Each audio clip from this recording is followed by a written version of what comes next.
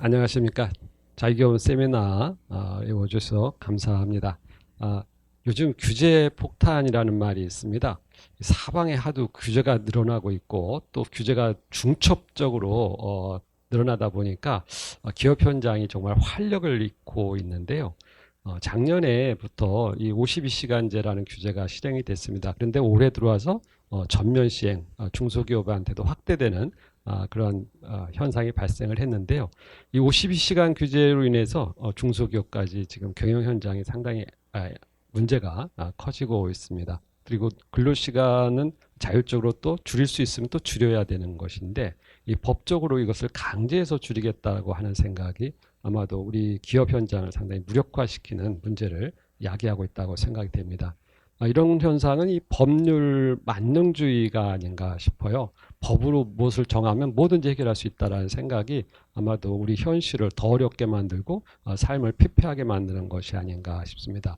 오늘 이 52시간제 전면 시행에 대해서 발표자 이승길 교수님께서 아주 해박한 지식을 갖고 있고 또 전문적인 지식으로 오늘 좋은 말씀을 해주시라고 생각을 합니다. 그리고 이정 교수님과 허영 교수님께서 또 좋은 토론을 해주시라고 믿습니다. 오늘 이 52시간제 전면 시행에 따른 이 문제점을 오늘 한번 지적해 보고요. 이 문제를 어떻게 보완하고 해소할 것인가, 아니면 52시간제의 문제를 근본적으로 해결하는 길은 무엇인가 하는 점을 오늘 같이 한번 의논해 봤으면 좋겠습니다. 좋은 발표와 토론을 기대하면서 오늘 행사를 시작하도록 하겠습니다. 고맙습니다.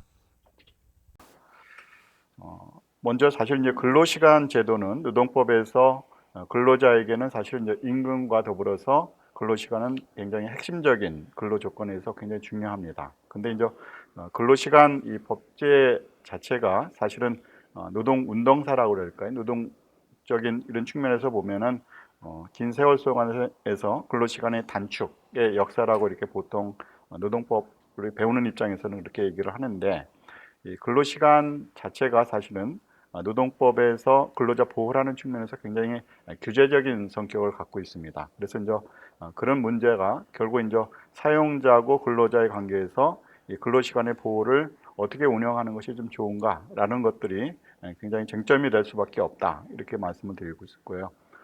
개인적으로 이제 근로시간 단축에 대한 뭐 이런 방향성에 대해서는 저도 이제 찬성하는 그런 입장이라고 이렇게 말씀을 드릴 수 있고, 또 우리 대한민국이 2021년도에 이렇게 보니까 이제 선진국이라고 공식적으로 유엔에서도 이게 인정하고 있는 이런 국가에게 걸맞게, 또 OECD 회원국이기 때문에 그에 걸맞게 이제 근로시간제가 운영이 돼야 된다는 것은 기본적으로 이제 같은 입장인데요. 다만 이제 이 근로시간 단축과 관련해서 항상 모든 법들이 목적과 기본 방향과 관련해서 이 근로시간의 규제 문제를 어떻게 할 것인가. 그래서 저는 이제 개인적으로는 현실적인 문제가 있기 때문에 좀 전진적으로 정책을 추진하는 것들, 결국 이제 기업이 어느 정도 그에 적응할 수 있는 그런 부분들에 대한 실태들이 좀 필요하고, 그다음에 근로시간 문제는 다른 법제도 마찬가지지만 노사 자율에 의한 정책이 좀 필요하다.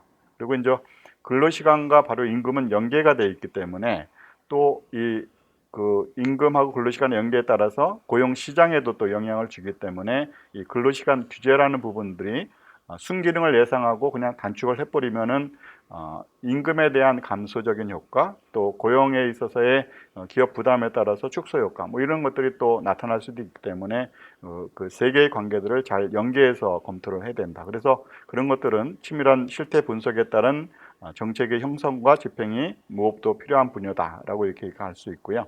그다음에 근로시간 규제 목적에 관련해서는 저희 나라뿐만 아니고 외국 선진국의 입법례를 비춰봤을 때 이게 이제 근로시간의 규제가 반드시 있는데, 그 목적에 따라서 초기에는 사실 당연히 근로자에 대한 보호라는 측면이 있었고, 또 이제 당연히 이제 수입도 늘어남에 따라서 인간으로서 여가에 대한 보장도 있었고, 또 우리가 IMF나 이런 것 97년도에 맞았던 이런 부분에서는 당연히 이제 일자리를 나누는 워크 쉐어링을 통해서 고용 창출을 하기 위해서 결국 이제 주어진 시간을 좀 줄여서 이 근로 시간의 단축을 통해서 고용 창출을 하자, 뭐 이런 것들이 있는데, 이 부분은 사실은 경제학 하시는 분들의 얘기 들어보면은 이게 근로 시간 단축을 하면은 일자리가 창출된다라는 이런 부분으로 바로 나타나는 것이 아니고, 오히려 그렇지 않은 것들이 저희 나라에 있어서는 좀 경험이 아닌가라는 생각이 들고요.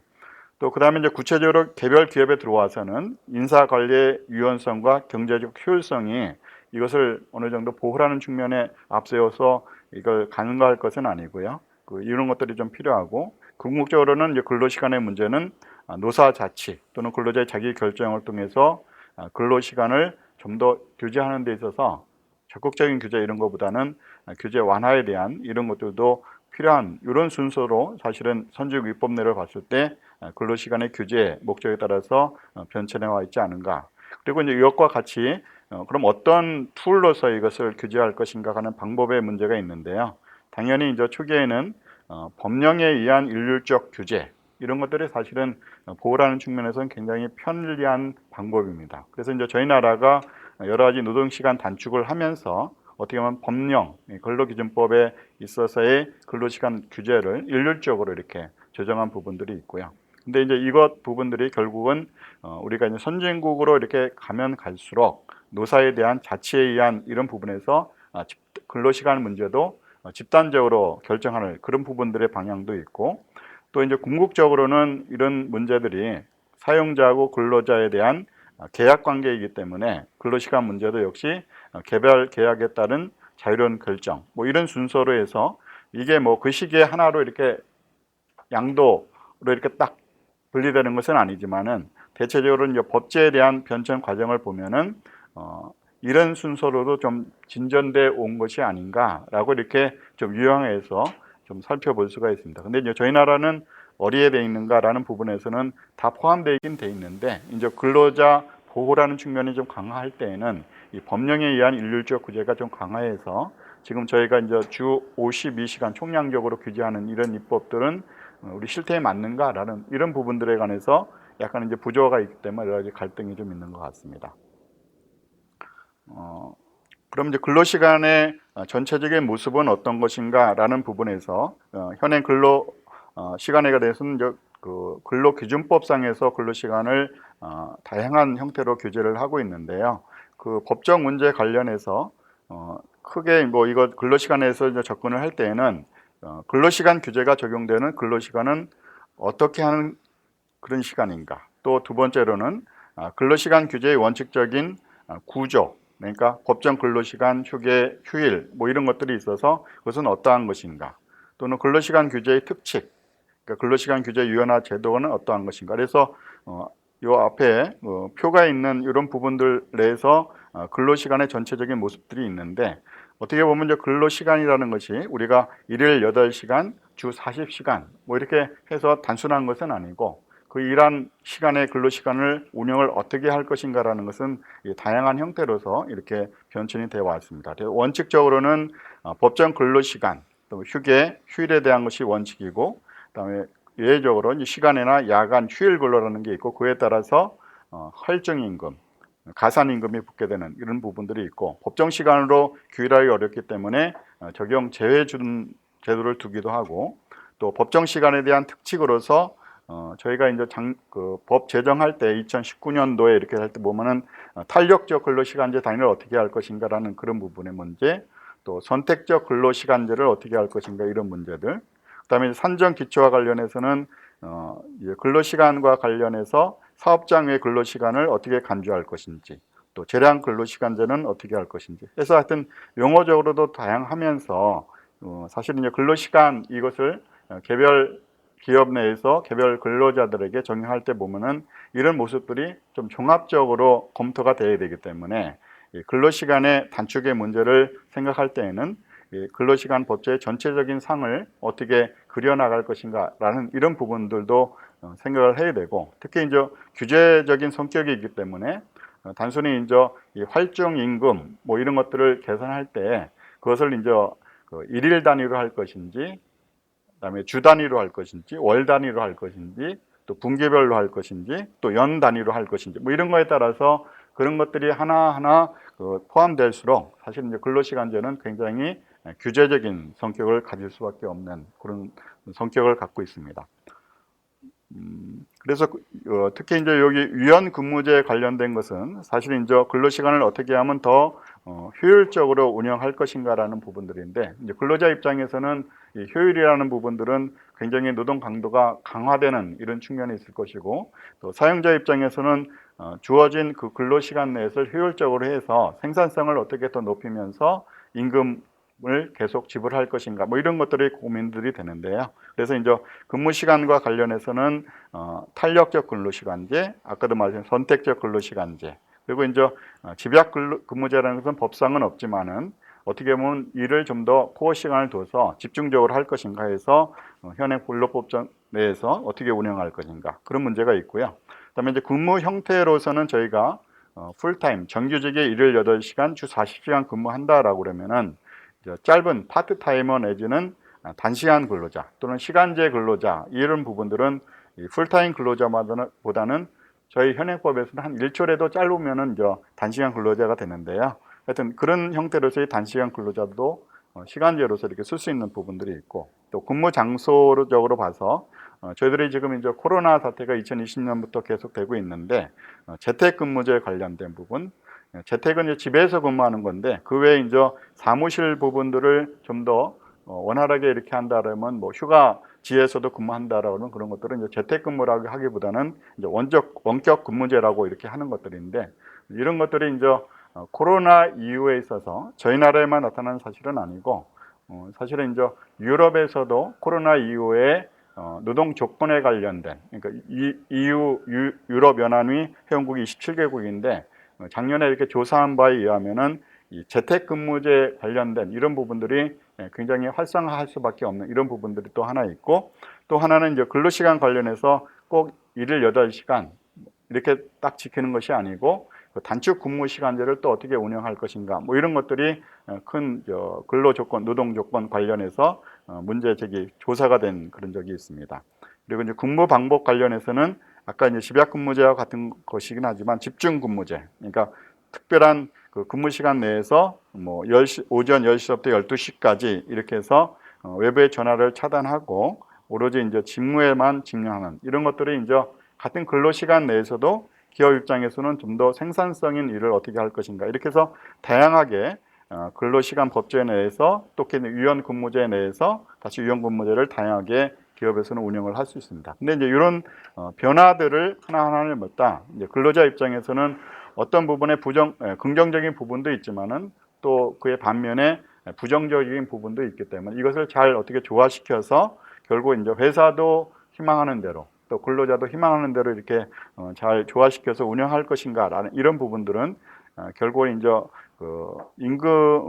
근로시간에 대한 사용자 임금 지불 문제가 있는데, 이제 그 부분에서 그 시간 내에 근로자들이 일하는 것 자체에서 생산성을 좀 더 높이면서 그에 따라서 적절한 임금을 지급할 수 있는 이런 것들에 대한 문제들이 근로시간에 같이 담겨져 있다라고 이렇게 좀 말씀을 드릴 수 있습니다. 그럼 근로시간 관련해서 우리나라에서 좀 시기별로 근로시간의 단축의 과정들이 있는데요. 어떻게 보면 53년대 근로기준법이 제정된 이후에 우측에 보면 최대 실 근로시간 이렇게 관련해서 기본적으로 저희들이 이제 일일 8시간, 그다음에 주 6일 근무할 때는 주 48시간이 됐고요. 그다음에 이제 주 40시간이 됐을 때는 일일 8시간, 주 5일 근무 이렇게 돼서 이제 2018년도 7월 이후에는 저희가 이제 그 전에도 일일 8시간, 주 40시간 이렇게 운영을 했었고, 다만 이제 연장 근로와 관련해서 12시간 이런 부분들도 같이 있었는데, 이제 사실은 이 최대 실 근로 시간 이런 부분들 관련은 뭐냐면은 이제 휴일에 대한 근로 시간을 포함시킬 것인가 아닌가 이런 문제에 관련해서 그 전에는 그것들을 근로 시간에 포함시키지 않음으로 인해서 최대 근로 시간들이 68시간, 60시간 뭐 이런 식으로 해갖고 운영된 그 실태들이 있습니다. 그러면 실질적으로는 근로시간 단축이 아니지 않는가라는 부분에서 노사정이 이렇게 항상 이제 이걸 오늘 논의를 하면서 그럼 실질적으로 근로시간을 어떻게 줄일 것인가라는 관련해서 그럼 총량 근로시간제를 줄여버리자 법으로, 그런 의미에서 지금은 이제 일일 8시간, 주 40시간, 연장 12시간 포함해서 최대 이제 52시간까지만 근무할 수 있기 때문에 최대 실 근로 시간이 우측 하단에 보듯이 굉장히 이제 줄어든 거죠, 사실은. 그래서 이제 이 52시간 내에서 사업을 다 운영할 수 있으면 이 근로시간의 단축의 문제가 큰 문제가 안 되는데, 사실은 이제 사업 현장에서는 기업의 업종이나 규모에 따라서는 최대 근로시간들을 활용했던 이런 부분들이 있어서 이 최대 근로시간을 52시간으로 어떻게 맞출 것인가, 이런 문제들이 당장 도래가 됐는데, 그런 것들이 이제 그 노동계 입장에서 보면은 충분한 시간을 둬서 기업이 좀 대응하도록 하지 않았는가, 이렇게 얘기를 하는 거고, 또 기업 입장에서는 여러 가지 경영 환경에 비추었을 때 아직은 좀 덜 준비가 됐다, 이렇게 이제 얘기하는 그런 부분들이 있어서 역시 이제 노사 갈등이 있는 거고요. 다만 이제 그런 실태 조사를 해서 정부 입장에서도 어느 정도 기업들이 수능할 준비가 돼 있다라고 이렇게 통계를 발표하기는 하는데, 그런 와중에서도 또 기업계를 대표하고는 뭐 중소기업이나 이런 데서는 여전히 그 다양한 중소기업 업종 중에서 준비가 안 된 데도 있다라는 부분들을 계속해서 시행 시기를 좀 더 늦춰달라, 그래서 이제 법으로 그걸 고쳐 주십시오라고 이렇게 하는 경우도 있고, 그것이 안 되면은 좀 계도 기간을 더 설정을 해서 실질적인 운영을 좀 늦춰달라고 이렇게 했는데, 궁극적으로는 이제 이런 부분들이 이제 5인에서 49인 이 부분들이 이제 금년서부터 2021년서부터 적용이 됐는데, 그냥 법대로 하겠다, 그래서 이제 지금 2021년서부터 이렇게 5인 이상에 대해서는 총량 주 52시간 이런 것으로 운영이 되고 있는 실정입니다. 그래서 이제 그런 와중에 여전히 이것이 이제 어떻게 되고 있는가라는 부분인데, 이제 요즘에 코로나 사태라는 것들이 아마 경제적으로 엄청난 그 영향을 충격을 주고 있는데, 물론 이제 자영업자만 받는 것이 아니고 당연히 이제 기업에서도 받고 있는 부분들이 있는데, 이제 그런 부분들이 어떻게 운영되고 있는지라는 부분들은 이제 금년 계속 봐서 또 이제 조사를 해서 그 상황을 좀 봐야 될 것이 아닌가라는 그런 생각이 듭니다. 그리고 이제 주 52시간 관련해서 이제 현장에서는 지금 어떻게 되어 있는가라는 부분에서 아까도 이제 말씀을 드렸지만은 법 개정 전에는 68시간을 이렇게 할 수가 있었는데, 이제 개정 후에는 이제 그림 같듯이 52시간만 이렇게 할 수 했는데, 그래서 이제 법으로 어떻게 보면은 좀 다른 나라에서는 없는 입법이긴 한데, 일주라는 개념을 법으로 명시해 갖고 그것은 당연히 휴일도 포함된 7일이다. 그래서 7일 내에서 최대 근로 시간을 52시간까지만 할 수 있다라고 이렇게 이제 규제를 묶어놓은 그런 특징이 있습니다. 그래서 하여튼 이런 부분들이 근로자 보호라는 측면에서는 좋은 것인데, 거기 근로자 보호라는 측면에 들어가신 분들이 이제 실 근로 시간이 단축이 되면은 당연히 임금이 비례적으로 줄게 돼 있습니다, 사실. 근데 이제 근로자 입장에서는 실 근로 시간도 줄고 임금도 보전되는 것을 원할 것이고, 또 기업 입장에서는 실 근로 시간이 줄었으니까 당연히 임금도 비례적으로 축소해야 된다, 이런 것들이 있는데, 그 임금 보전의 문제 뭐 이런 것들에 관련해서도 사실 이제 현장에서 정확히 어떻게 접목하고 있는지 뭐 이런 부분들은 좀 아직 좀 정확하지는 않은데요. 하여튼 그런 문제들이 이 근로 시간 주 52시간이 되면서부터 그 문제가 이제 배태되어 있을 수밖에 없다, 그렇게 말씀을 드릴 수 있고요. 그러면 이제 그 선진국과의 근로시간 제도 관련해서 이렇게 보면은 사실 이제 저희가 이제 가깝게는 지금 이제 문재인 정부 들어서면서 한국의 근로시간 관련해서 일하는 방식이나 문화 개선, 그런 측면에서 근로시간이 단축이 된다라는 부분에서는 어떻게 보면 이제 이 그림에서 노동 정중 사회라는 이런 것들이 이제 국가적인 국정 과제로서 삼아 있었고, 또 당연히 이제 워라밸, 일과 가정의 생활의 양립이라는 이런 부분도 캐치를 해서 결국 이제 저녁 있는 삶, 뭐 이런 것들을 위해서 제가 보면 2017년도에 이렇게 출범을 했는데, 이제 그 사이에 오면서 한 2년 이후에 사실은 이제 코로나라는 사태가 굉장히 그 경제에 미친 영향이 심대한데, 그러니까 경제학계에 따라서는 1997년도 IMF의 경제적인 효과보다도 이 코로나 사태가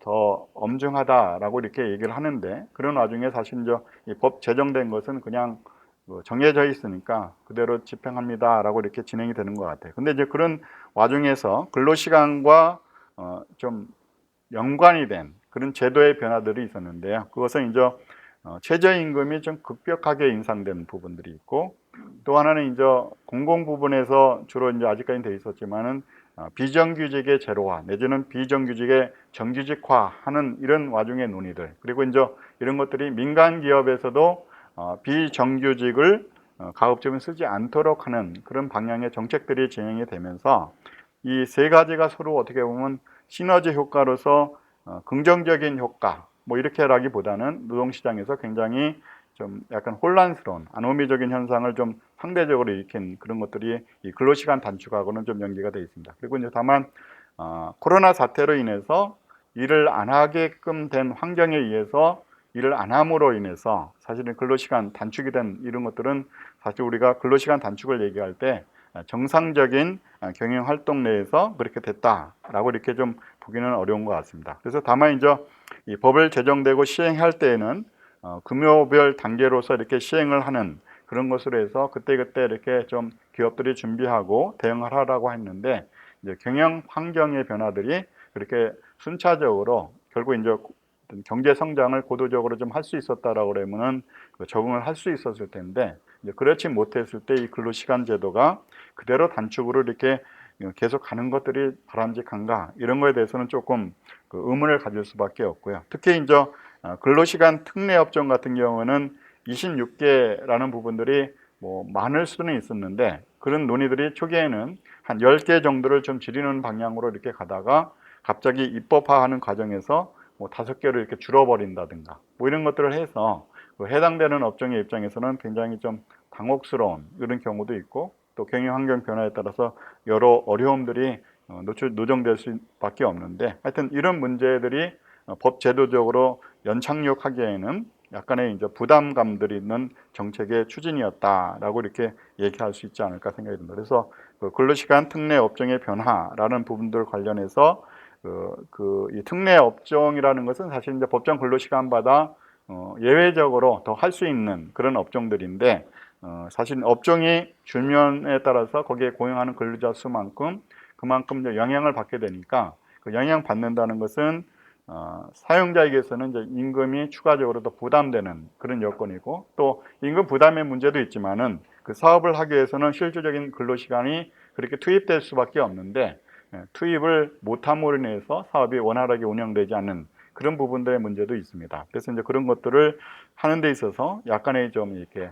법이 좀 앞서간 이런 부분들이 좀 있지 않은가라는 생각이 들고요. 그다음에 이제 이 현행 근로시간 제도 관련해서 2018년도 2월 달에 이게 20대 국회이고 사실은 이 법안 통과할 때는 사실은 지금 현행 여당인 또 이제 야당인 그 여야가 합의된 통과된 법안입니다. 그래서 사실 이제 법안 통과된 더 내에서 국회에서의 어느 당이 잘못이다 뭐 이렇게 지적하기는 좀 어려운 상황인데 이제 당초 초안보다는 어떻게 보면 이제 야당 쪽에서는 좀 완화된 안을 통과시켰기 때문에 그래도 선방했다 이렇게 얘기할 수 있고 또 여당 쪽에서는 기업의 실태나 이런 것들을 좀 고려를 해서 근로자들의 원성이 있었지만은 합의를 해줬다 이렇게 이제 얘기는 할 수 있는데 결국은 이제 기업 현장에서 이 법안들이 연착륙하는 데 있어서의 제반적인 노동 정책이 진행됐음에도 불구하고 여전히 이제 이 전면 시행에 대해서는 기업에서는 좀 부담스러워하는 부분들이 좀 있는 것 같습니다. 물론 이제 노동계 입장에서는 더 강력한 규제를 원할 수도 있는데 이제 이런 부분들을 결국 노사가 어떻게 순기능적으로 상생할 수 있는가라는 부분들은 계속 문제가 되는 것 같습니다. 그래서 이런 내용들이 쭉 돼 있는데 사실은 그 맨 하단에 있는 연소자 근로 관련된 부분 14세에서 19세 미만까지의 관련해도 보면은 주 40시간이 35시간, 일주 연장이 6시간에서 5시간 뭐 이런 식으로 해갖고 또 상대적으로 좀 줄어든 부분들도 있는데 하여튼 이런 등등에 대한 것들 충분히 이제 종합적으로 검토는 있긴 돼 있는데 또 핵심 쟁점 부분에 관해서는 역시 관련된 업계라든가 이런 데서는 좀 부담스러운 법 통과였던 것 같습니다. 그리고 이제 공휴일에 대한 유급 휴일화 부분들이 있는데요. 이 부분은 사실은 규모별에 따라서 이제 관공서에 대한 공휴일 규정이 민간에게 적용하는 것은 이제 시업 규칙이나 단체 협약에 의해서 별도로 규정을 해서 실질적으로 이제 좋은 기업이라는 데서는 관공서 공휴일은 빨간 날들을 다 실긴 썼습니다. 근데 이제 그렇지 못한 기업들 입장에서는 사실 이제 그렇지 못했던 것이 현실이긴 한데 이것을 이제 법으로 민간 기업에게 확대를 했다는 이런 부분들에 대해서 이것을 하지 않았던 기업 입장에서는 사실 이제 이 휴가일수만큼의 유급 휴가이기 때문에 이제 부담이 됐던 부분들이 있고요. 또 그 이에 금년에 사실 이제 하반기에서부터 이제 8.15 이후서부터 사실은 이제 대체 휴일 관련해 갖고 이제 또 이게 휴가를 또 인정해주는 이런 부분들도 있는데 어떻게 보면 이제 경제 환경은 물론 이제 이 코로나 사태로 좋은 잘 나가는 기업도 있는데 또 이제 아주 어려운 기업들 측면에서 이렇게 본다라고 그러면은 그런 유급의 확대가 사실은 이제 어떻게 보면 일할 시간 자체가 줄어드니까 또 그것들이 어떤 영향을 미치는지 뭐 이런 부분들은 추후에라도 구체적인 실태를 통해서 분석해서 그런 정책들이 적절한 정책이었는지라는 이런 것들은 평가할 필요가 있지 않겠는가 생각이 들고요. 그러면 이제 현행 근로시간 제도 개정 시 관련해서 어떻게 보면 2018년도를 소환하는 문제이기도 한데 어떻게 보면 이제 지금서부터 2021년이니까 20년, 19년 하면 3년 전 얘기일 수도 있는데 그때 이제 법 개정됐을 때 이런 여러 가지 이제 적용과 관련해서 근로시간을 어떻게 볼 것인가 해서 사실은 좀 원론적인 입장에서의 근로시간 개념의 문제, 또 근로시간 산정 범위 문제, 또 근로시간과 휴식시간이 불명확한 경계 문제, 또 근로시간의 측정과 관리 등의 혼선 문제, 뭐 이런 것들에 약간 본질적인 문제들이 있었는데 제 개인적인 경험으로는 이런 문제에 대한 약간의 논의를 하다가 사실은 여러 가지 다른 환경의 변화로 인해서 그냥 개별 기업에서 알아서 또 근로자들도 알아서 해서 이렇게 하는 부분으로 그냥 되고 있는 것 같습니다. 그래서 법적으로 법리적으로 이런 개념에 대해서 구체적으로 사건화돼 갖고 이렇게 되는 이런 부분들은 여전히 이제 실태에 따라서 문제가 되게 되면은 다시 이제 원론적으로 다시 이제 또 검토가 돼야 되는 그런 부분들도 있고요. 그다음에 이제 우리가 계속해서 이제 근로시간 단축을 얘기를 했긴 했는데 사실은 이제 근로시간이 단축이 되면 비례적으로 임금이 감소가 되고 또 기업 입장에서는 일한 시간이 줄어들었으니까 생산성이 감소가 되는 것이 일반적으로 얘기를 할 수 있고요.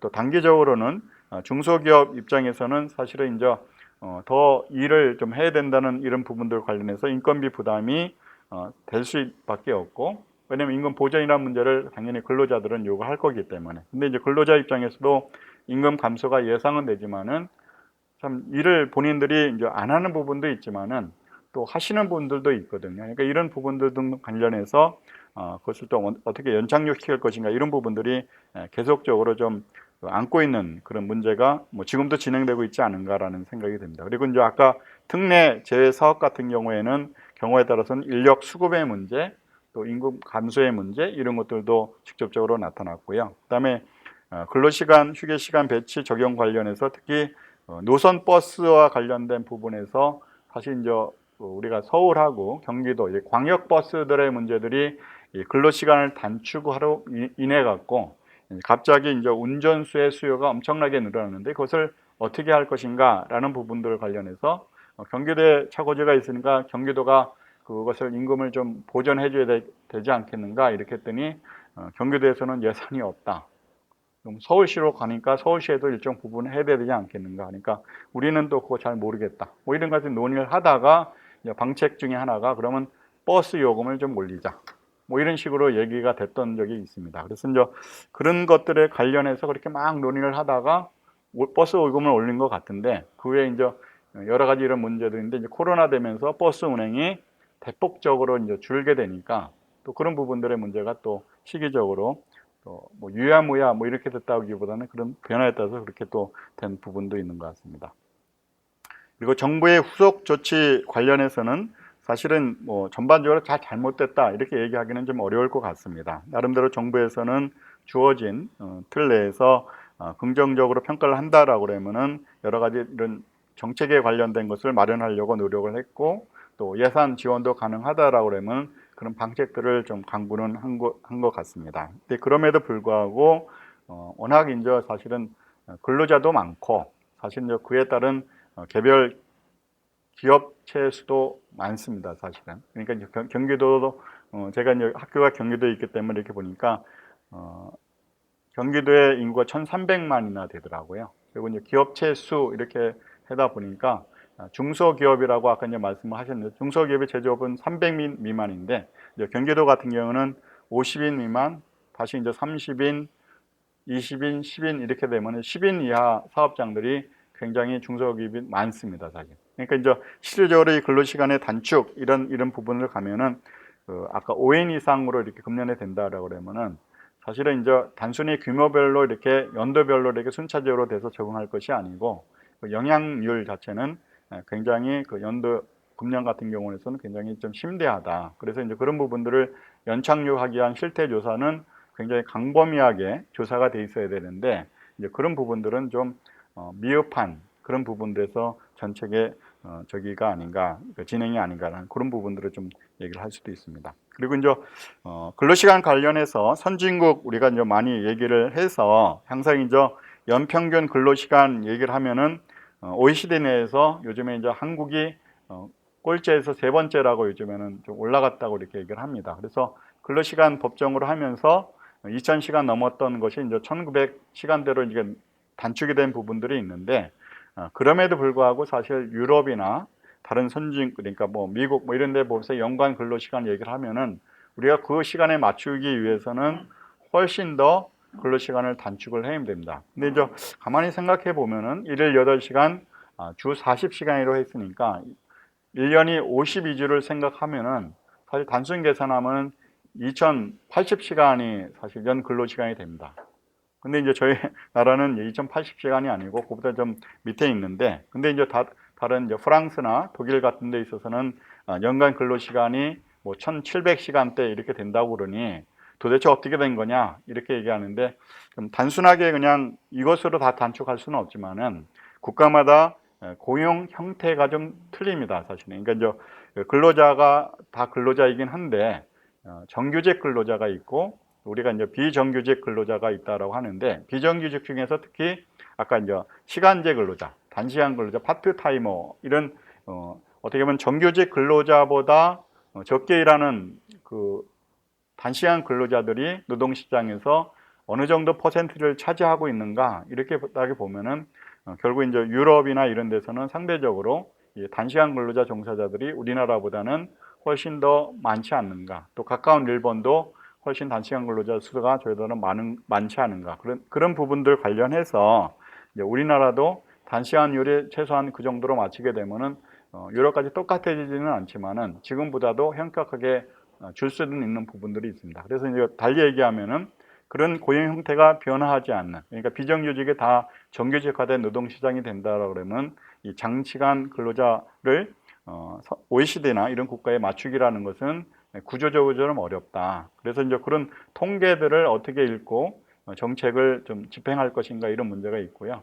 그다음에 이제 가까운 우리 일본에서도 장시간 근로 문제가 되는데 거기서도 사실은 장시간 근로 문제가 되는 것이 이제 정규직 근로자들이 장시간 하는 근로 문제가 좀 됩니다. 그래서 이제 그런 부분들의 정규직에 대한 한일 간의 비교를 한다라고 그러면은 또 다른 시사점이 좀 있지 않을까. 왜냐하면 이제 일본 같은 데 있어서는 하여튼 이 정규직으로서 일하는, 그러니까 정년이 보장되는 일을 하기 위해서의 기업 문화라는 부분들이 우리나라랑 똑같은 것도 있지만 훨씬 더 충성도적인 측면에서 만약에 강하다고 이렇게 얘기를 할 수 있다라고 그러면은 일본에서는 오히려 이제 정규직에 대한 장시간 근로 문제를 어떻게 해소할 것인가라는 데에 정책적인 초점이 맞춰져 있는데 사실 우리도 이제 그런 것들을 겸비하면서 하긴 하는데 이제 그런 부분들의 비교들을 해서 좀 시사점적인 부분으로 접근하는 것이 어떨까 생각이 들고요. 그다음에 이제 이 근로시간 단축 얘기를 하면서 저 개인적으로는 사실 이제 법정 근로시간 주 40시간이 됐을 때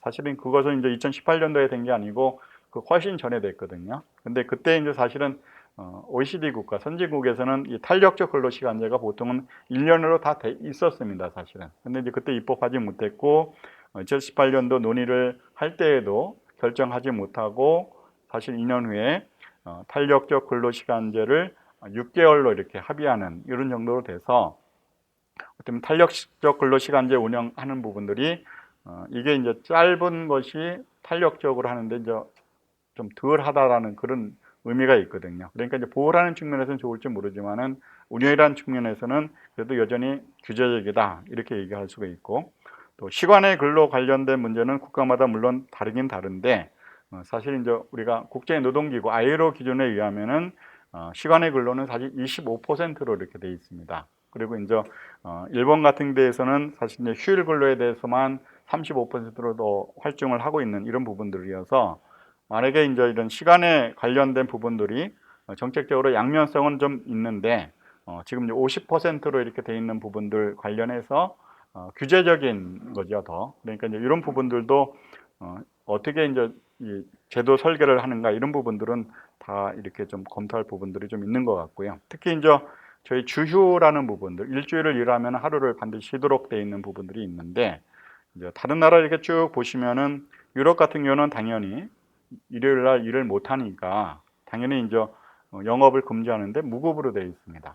근데 이제 그에 가까운 일본이나 뭐 미국에도 무급으로 되어 있는데, 저희 나라는 이렇게 보면 유급으로 되어 있습니다. 그래서 이제 이 주요 문제를 뭐 갑자기 무급으로 하기는 쉽지는 않겠지만은 하여튼 일을 하지 않는데 유급으로 되어 있어서 이것이 이제 임금 체계 지급과는 이런 문제들도 연관이 되어 있는 문제라서, 이것도 이제 이미 이제 지금 당장 이렇게 문제 제기되는 것이 아니고 근로시간 논의할 때마다 이 시간의 근로 활용을 얼마나 할 것인지, 탄력적 운영 얼마나 할 것인지, 주휴를 유급, 무급 이 문제에 관련해서 언급을 했는데, 유급을 무급으로 하게 되면 여러 가지 좀 변화들이 생깁니다. 근데 이제 이것이 이제 우리 임금에서의 통상임금이라는 산정 기초가 변함에 의해서 사실은 여러 가지 이제 시간에 대한 이런 부담들이 연동되는 이런 부분들이 있어서 그런 등등에 관련된 부분에서 문제는 되는데, 사실 이제 선진국이라는 측면에서는 주유에 대한 무급화 이 방향도 전반적으로 한번 검토할 그런 시기는 되지 않았는가. 그래서 이 부분에 대한 문제도 여전히 남아 있다라고 이렇게 말씀을 드릴 수 있습니다.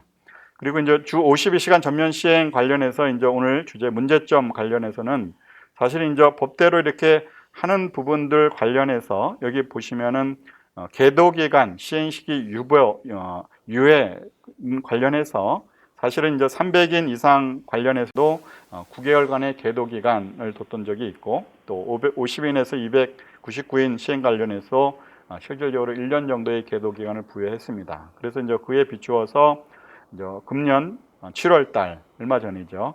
50인에서 49인 시행할 때 좀 이렇게 좀 계도 기간이나 또는 법을 좀 고쳐달라 이렇게 이제 주장을 했는데, 이제 더 이상 그런 거 안 한다. 그래서 그냥 법대로 한다 이렇게 해서 돼 있는데, 지금 이 시기가 사실 이제 코로나 시기이기 때문에 이제 그런 부분들이 이제 근로시간 적용과 또 어떤 관계가 있는지 뭐 이런 부분들은 이제 우리가 전에 법을 개정할 때 상황하고 좀 틀리기 때문에 그런 문제들이 좀 또 검토는 돼야 될 것 같습니다. 그리고 이제 아까도 말씀드렸듯이 관공서 공휴일 관련된 이런 부분들이 다 민간에게 규모별로 적용이 돼 있고, 또 이제 대체 휴일 관련해서도 금년서부터 이렇게 휴일이 더 늘어나는 이런 부분들의 문제가 돼 있습니다. 그래서 이제 사실은 총량적인 근로 시간과 관련해서 우리가 주 40시간이면은 1년이 52주 했을 때는 단순히 2,080시간이라고 말씀을 드렸는데, 이런 공휴일에 대한 이런 부분들을 다 제외를 하게 되면은 그 시간이 좀 단축이 됩니다. 그런데 그거보다 더 많아지면은 당연히 이제 장시간이 되는 거라고 이렇게 얘기는 할 수 있는데, 그것이 이제 어느 정도 일을 하는 것이 적절한 근로 시간인지 뭐 이런 부분들도 근로자의 건강권 보호 차원에서 같이 연동해서 생각할 필요가 있고요. 또 하나 이제 우리가 과로사 내지는 과로 자살 문제들 관련해서 이 과로사에 대한 기준 이런 것들이 이제 저희들인 4주 평균 60시간 이상 이렇게 이제 보고 있고, 또 가까운 일본은 참 그거보다 기준이 더 높긴 높은데요. 이런 부분들에 대한 실질적인 과로 이런 부분들에 대한 것들이 정확히 측정이 돼서 그에 맞추어서 근로시간을 좀 운영하면 좋겠다. 그리고 이제 다만 우리가 뭐 요즘에 이제 언론을 통해서 많이 접하는 택배 이렇게 하시는 분들, 택배 관련해서 이제 물류하시는 분들이 가끔 이제 과로사 문제로 굉장히 이제 노사 간에 있어서 갈등들이 되고 있는 부분들이 있는데, 이제 이런 부분들도 어떻게 해결하는 것이 좋은가라는 부분들 관련해서 사실은 이제 어떻게 보면은 물류 비용을 높이면 됩니다. 사실은 아주 심플하게 생각하면은 비용을 높여서 거기서 일하는 사람들이 대우를 할 수 있는 그런 여건들이 되면 되는데, 그 시장 기능에서 그 비용을 올리는 것이 맞는지 아닌지에서 적절치 않기 때문에 이제 제한된 내용 폼에서 이걸 어느 정도 유지를 하고 사람을 적절하게 서비스할 것인가 이렇게 하다 보니까 그 시간 자체에 대한 부분들이 구조적으로 이렇게 초과되는 부분들이 있는 거죠. 그러니까 이런 부분들을 좀 더 큰 틀에서 근로시간과 관련해서 논의를 한다라고 하면은 좀 타겟책이 좀 정책적으로 있지 않을까라는 생각도 듭니다. 하여튼 그만큼 근로시간의 문제는 경우에 따라서는 생명과도 관계되는 이런 문제이기 때문에 굉장히 중요할 수밖에 없는 것 같습니다. 그래서 하여튼 간에 이 앞서서 사실은 이제 이 근로시간 단축됐는데 왜 계도기간을 두냐 이런 부분들은 이제 현실에서 준비가 안 돼서 어떻게 보면 이제 감독을 나가지 않고 좀 고치세요라고 이렇게 이제 행정지도를 하는 이런 것들인데, 이제 사실 이제 법을 제정했을 때는 그대로 지키는 게 좋습니다, 사실은. 근데 이제 현장에 안 맞는 입법을 했을 때는 당연히 부작용이 있기 때문에 그런 법 제정을 할 때서부터 실태 조사에 근거한 적합한 법을 만드는 것도 굉장히 중요하다. 그리고 이제 특히 코로나 사태로 인해서 금융 환경의 변화가 있는데, 이 근로시간 제도 처음 만들 때하고 이 환경 변화에 대해서 어떻게 운영할 것인가. 그러니까 법과 현실의 이런 괴리 부분의 문제들은 항상 점검을 해야 되지 않을까라는 생각이 듭니다. 근데 이제 하여튼 법이 제정돼 있으니까 또 미리 예고가 돼 있었으니까 그대로 집행해야 된다. 뭐 이런 부분들은 좀 단선적인 그런 정책들이 아닌가라고 이렇게 생각이 듭니다. 그리고 이제 근로시간을 위반했을 때에는 사실 이제 문제가 있습니다. 그게 뭐냐면 벌칙 규정이 저희들이 있어서 2년 이하의 징역, 2천만 원 이하의 벌금 뭐 이런 것들이 되니까 바로 위반이 됐을 때는 사실 범법자가 될 수 있는 개연성이 있는 거죠. 어저께 사실은 이제 한 지방법원에서 파견법 관련, 그러니까 불법 파견한 사업주하고 사용 사업주에 대해서 실형을 이렇게 때렸더라고요. 실형을 벌칙 규정에 의해서. 그래서 아마 이제 처음으로 있었던 일인데, 이제 고용시장 내에서 이게 법이 하지 않은 것을 위반했을 때 처벌을 받아야 되는데, 처벌 규정을 둔 것이 바람직한 그런 입법인가라는 부분들 관련해서는 좀 검토도 더 필요하다 이런 거죠. 그러니까 이제 그런 것들이 처벌로 인해서 시장 기능이 제대로 해보게 되면은 뭐 당연히 그렇게 해야 되는데, 이제 시장이라는 것이 그렇게 작동이 안 된다고 그러면은 그런 입법에 대해서는 또 재검토도 좀 필요하지 않은가라는 그런 생각이 드는데요. 근로시간도 역시 그런 문제를 가질 수밖에 없는 그런 문제이기 때문에 좀 더 유념해야 되겠다. 그리고 이제 기업의 애로사항 관련해서는 뭐 여러 가지를 다들 얘기를 하십니다. 근데 이제 특히 근자에 와서 2020년도 초에서 시작된 코로나19 팬데믹 현상은 사실은 우리나라뿐만 아니고 세계도 다 이렇게 예상치 못했던 부분인 것 같고, 또 하나의 관심은 이게 언제 종식될지 누구도 이렇게 장담을 못 하시더라고요. 그래서 그런 부분들 관련해서 또 우리가 요즘에 언론을 통해서 접하는 많은 자영업자들의 뭐랄까요, 절규 같은 이런 부분들을 어떻게 대응할 것인가, 이런 부분들에 대한 구체적인 프로그램, 뭐 이런 것들의 대책, 정책, 이런 부분들이 좀 명확히 보이지 않은 이런 것들이 있습니다. 그래서 이제 하여튼 이런 부분 관련해서 사실은 특히 이제 어떻게 할 것인가 관련된 부분에서 이 경영 환경에 급격한 어떻게 보면 잘 되는 기업은 관계없지만 악화되는 그런 현상들을 기업이 어떻게 할 것인가, 특히 이제 코로나가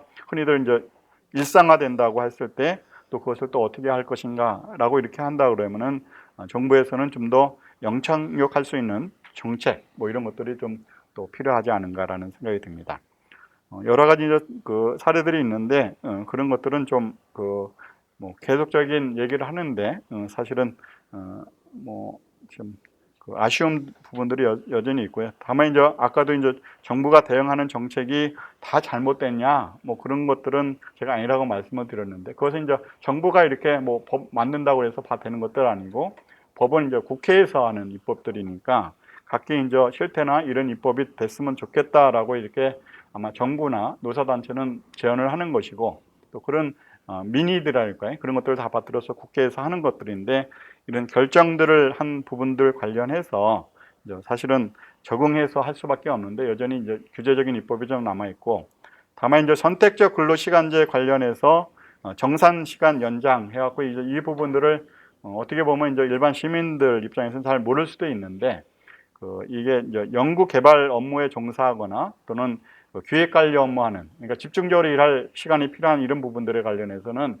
결국 이제 그 정상 시간을 어떻게 설정하느냐에 따라서 탄력적인 이런 부분들이 좀 제한이 됩니다. 그래서 1개월로 돼 있었던 것을 가까운 일본도 3년으로 연장을 했는데, 그에 맞추어서 3년으로 좀 연장을 했습니다. 그래서 이제 일단의 숨통을 텄다라고 이렇게 얘기를 하는데, 이게 이제 전체적인 노동시장 문제라기보다는 이제 부분적인 그런 부분들에서의 숨통을 튄 겁니다. 그래서 이제 근로시간 제도 하나하나마다 그런적인 기능이 있기 때문에 규제를 할 때에는 그런 내용들을 다 같이 검토해야 되지 않을까라는 생각이 들고요.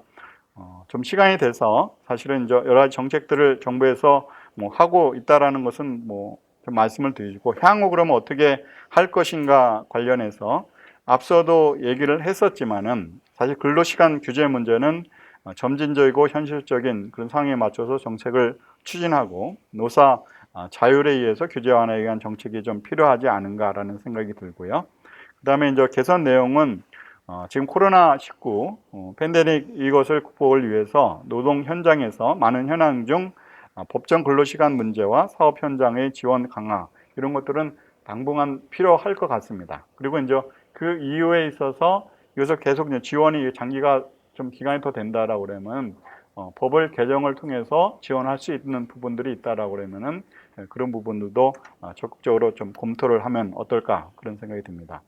그리고 이제 50인 미만의 계도 기간 관련해서 이것은 사실은 이제 중소기업계에서 강하게 주장을 했지만은 충분한 시간을 줬다라고 해서 이제 시행을 하고 있고, 또 여러 가지 이제 지원들이 이렇게 필요하다 뭐 이렇게 됐는데, 아마 그 정책 들어준 거 관련해서 이제 뿌리 산업 관련된 부분들이 인력도 없다, 그러니까 이제 외국 인력 관련해서 좀 더 이렇게 완화를 했는데, 문제는 이제 뭐냐면은 그 외국 사람들이 국내에 들어오기가 구조적으로 어려운 겁니다. 사실 허용을 했어도 들어오기가 어려우니까 이런 것들이 이제 노동시장에서 매치가 안 되니까 구조적으로 좀 어려워지는 거죠. 다만 이제 팬데믹으로 인해 코로나 팬데믹으로 해서 프리 산업 자체가 산업이 활성화 안 되면은 뭐 일을 안 하니까 상대적으로 뭐 그냥 근로시간 문제는 없어지는 뭐 이렇게 되는데, 이제 원래 순기능적인 기능의 측면에서는 법제도가 굉장히 이런 것들을 규제하는 그런 성격을 가질 수밖에 없지 않았는가, 그런 생각이 듭니다.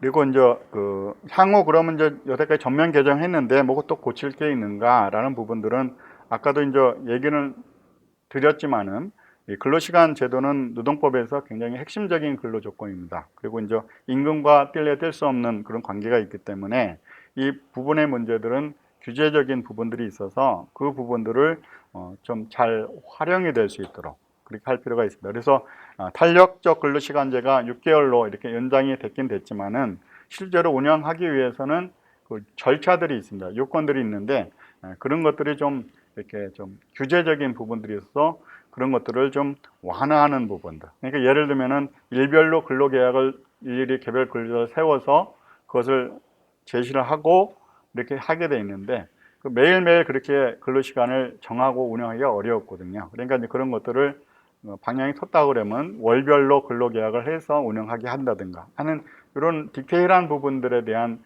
부분들이 이제 법 내용 내에서도 기본적인 골격을 잘 짜주고, 그다음에 시행령이나 이렇게 맞출 때 그런 것들을 연계해서 연동해서 운영할 수 있도록 이렇게 되어 있는데, 이제 법률 자체에 이 규제적인 부분을 바로 넣어놓게 되면은 사실은 제도는 큰 틀로서는 탄력적 근로시간제를 6개월로 완화했다 이렇게 얘기를 하면서도 실질적인 운영은 하지 못하는 이런 결과가 돼서 결국은 그 조문이 사문화되는 죽은 법이 되는 그런 경우도 있기 때문에, 그런 디테일한 부분들이 좀 개정할 부분들이 있지 않은가라는 이런 생각이 듭니다. 그리고 이제 이 특별 연장 근로라든가 특례 규정 이런 부분들 관련해서도 업계에서 사실 이제 근로자를 가혹하게 그 강제 근로나 착취하는 이런 부분들이 아니라 그러면은 유연하게 적용할 수 있는 그런 제도도 마련할 필요가 있겠다라는 생각이 듭니다. 그리고 이제 하여튼 특별 연장 관련해서는 사실 이제 중소기업이라기보다는 하여튼 50인 이만 기업들에서 필요한 부분이 있다라고 그러면은 아까 이제 장시간 근로라고 이렇게 하기에는 어려운. 그러니까 그것이 이제 계속적으로 뭐 60시간을 뭐 1개월 이상 한다든가 뭐 이런 부분들에서 정말 누구나 봐도 과로사에 대한 이런 부분이라고 한다 그러면 문제가 되겠지만은 그런 내에서 허용이 되는 내에서 탄력적으로 운영할 수 있는 그런 제도에 대한 것들은 좀 한시적으로도 일단 운영을 해서 적용이 가능하면은 그 내에서 위기를 벗어나고 그 다음에 다시 대응하는 것들이 좀 어떤가 하는 그런 생각이 듭니다. 그리고 이제 이 부분은 사실 이제 탄력적 근로시간제 관련해서 개인적으로 근로시간 제도를 항상 얘기할 때마다 제안했던 그런 부분들인데요. 이 재량 근로시간제 부분은 사실 이제 가까운 일본하고 저희하고 좀 특별한 제도이고 어떤 면은 이게 탄력적 근로시간제하고 연동된 부분이기도 한데 일단 재량 근로시간제가 저희가 새로운 근로시간제라고 해서 이미 일찍 이제 도입은 됐는데 실질적인 활용이 이렇게 높지가 않아요. 근데 이제 그 부분은 가까운 일본에서는 사실은 이제 전 사무직에 대한 재량 근로제 뭐 그런 얘기를 논의를 하다가 지금 저희가 시행하고 있는 전문 업무형 일부 업종에 대해서 하고 있는데 계획 업무형 이런 부분들에 관해서 좀 확대를 해주면 어떨까라는 것을 얘기를 했는데 지금 이제 코로나 사태로 인해서 사실 이제 재택근로 뭐 등등 하니까 이제 또 다른 문제이긴 한데 근로시간의 정상적인 제도 개정을 할 때에는 항상 이제 검토가 좀 필요하다. 그래서 이제 그런 내용들에 대한 것들도 좀 볼 필요가 있고요. 또 하나는 이제 큰 틀로서 고임금 근로자, 뭐 임금 수준으로 할 것은 꼭 아니지만은 화이트 칼라 이그젬션이라고 이제 근로시간 제도를 적용져야 되는. 그러니까 이제 고임금, 그러니까 그 수준이 어떻게 될지만 저희 나라에서 논의됐던 것은 한 6천만 원 이상 이렇게 얘기를 했다가 흐지부지 됐던 적이 있는데 가까운 일본 같은 경우는 한 1억 원 정도 이상의 근로자에 대해서는 근로시간을 적용하는 문제를 적용이라는 것은 근로시간의 규제를 하지 않고 그냥 그런 것들이 적용되지 않는 이런 근로제가 되는 건데요. 어떻게 보면 이게 굉장히 불합리한 것 같이 이렇게 근로자들 볼 수도 있는데 제도를 이렇게 꼼꼼히 보시면은 이런 것들의 업종에 대해서는 또 제외될 필요도 있다. 그러니까 사실 이제 급여가 뭐 1억 이렇게 받으시는데 일을 8시간, 주 40시간 딱 일을 하고 가시겠다 이렇게 했을 때 기업 입장에서 봤을 때 그게 정말 타당한 것이에요. 그럼 더 일을 시켜야 된다는 그런 의미라기보다는 그만큼 이제 성과적인 부분에서 임금을 줬다라고 하면 근로시간 문제는 좀 적용하지 않는. 그래서 이제 근로시간하고 임금이 약간 연동된다고 그랬는데 아까 재량 근로시간제나 이 화이트 칼라 이그젬션은 근로시간과 임금 이 관계 비례 관계를 좀 단절시키는 그런 적이 있습니다. 그래서 그때서부터는 그 사람들의 임금은 성과급적인 임금 체계로서 운영해야겠다는 그런 방향이거든요. 그래서 이제 이런 부분들이 노사가 개별적인 계약을 통해서 어세트를 받아들이고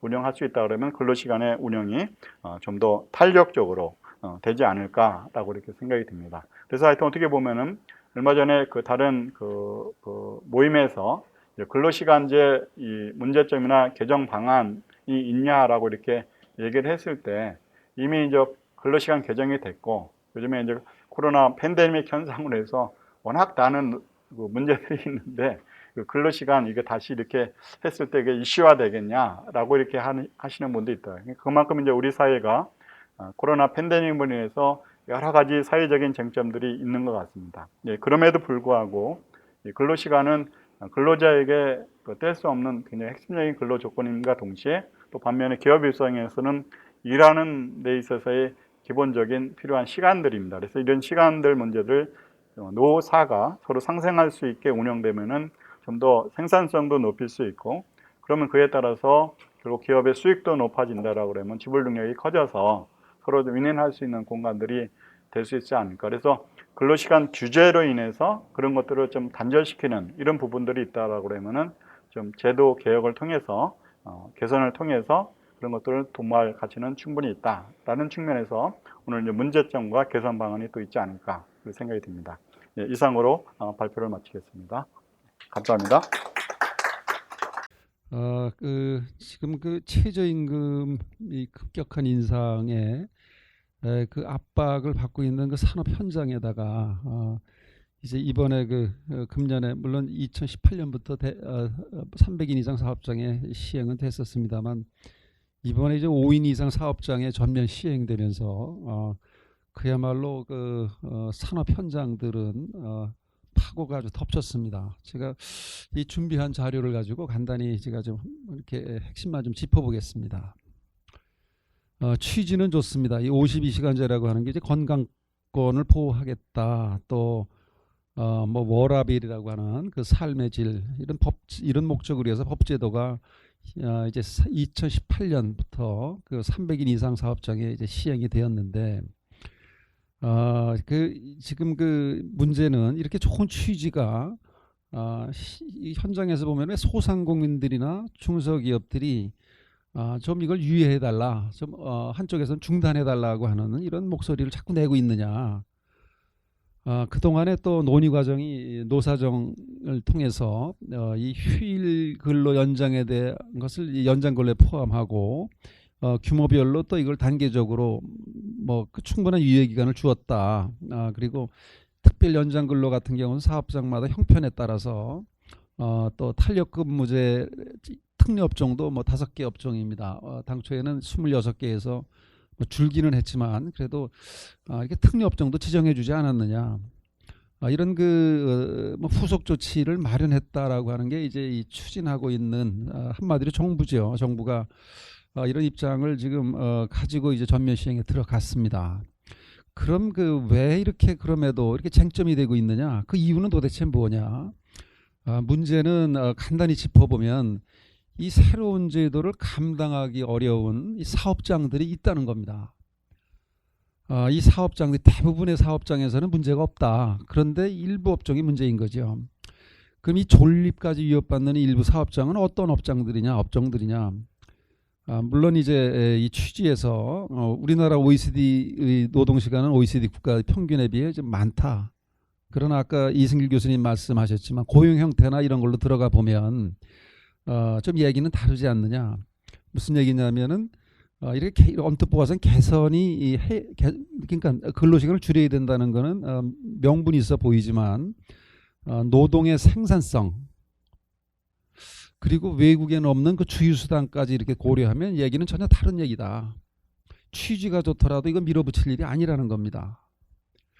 그래서 그 산업의 특성, 업종의 특성이나 사업장별로 갖고 있는 고유의 그 환경 이런 것들을 고려해야지 이렇게 획일적으로 최저임금 우리 단일임금제처럼 이렇게 획일적으로 밀어붙이게 된다면 이것은 이 원래 기대하는 순기능보다는 역기능이 더 커질 것이다.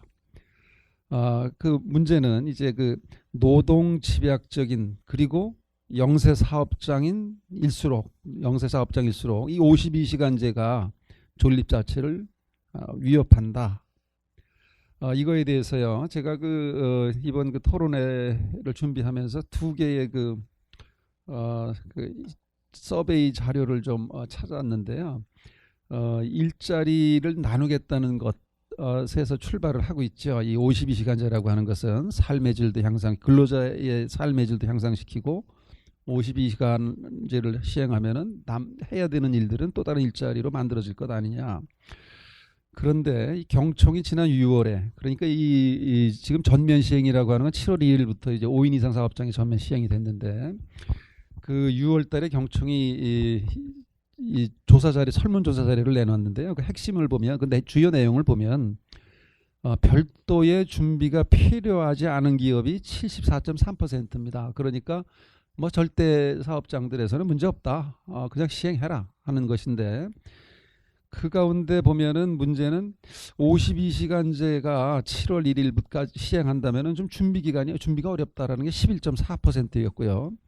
문제는 아예 준비를 우리 못하고 있다. 10.5%입니다.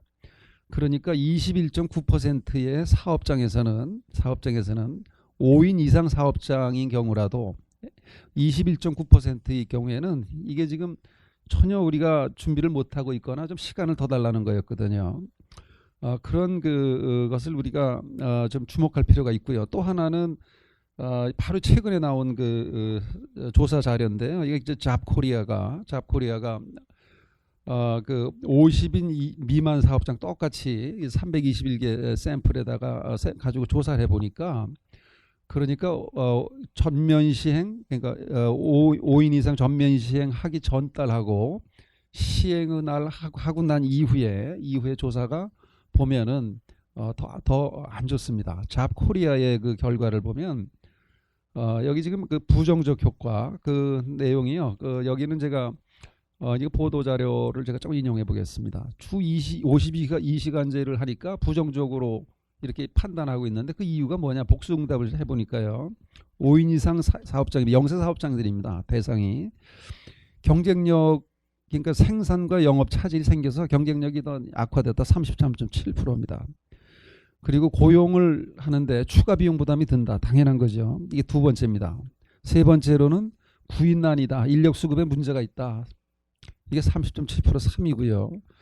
여기 4위의 내용이 좀 독특합니다. 이 우리 업종에서는 도저히 이거 도입하기 어렵다. 이게 28.7%입니다.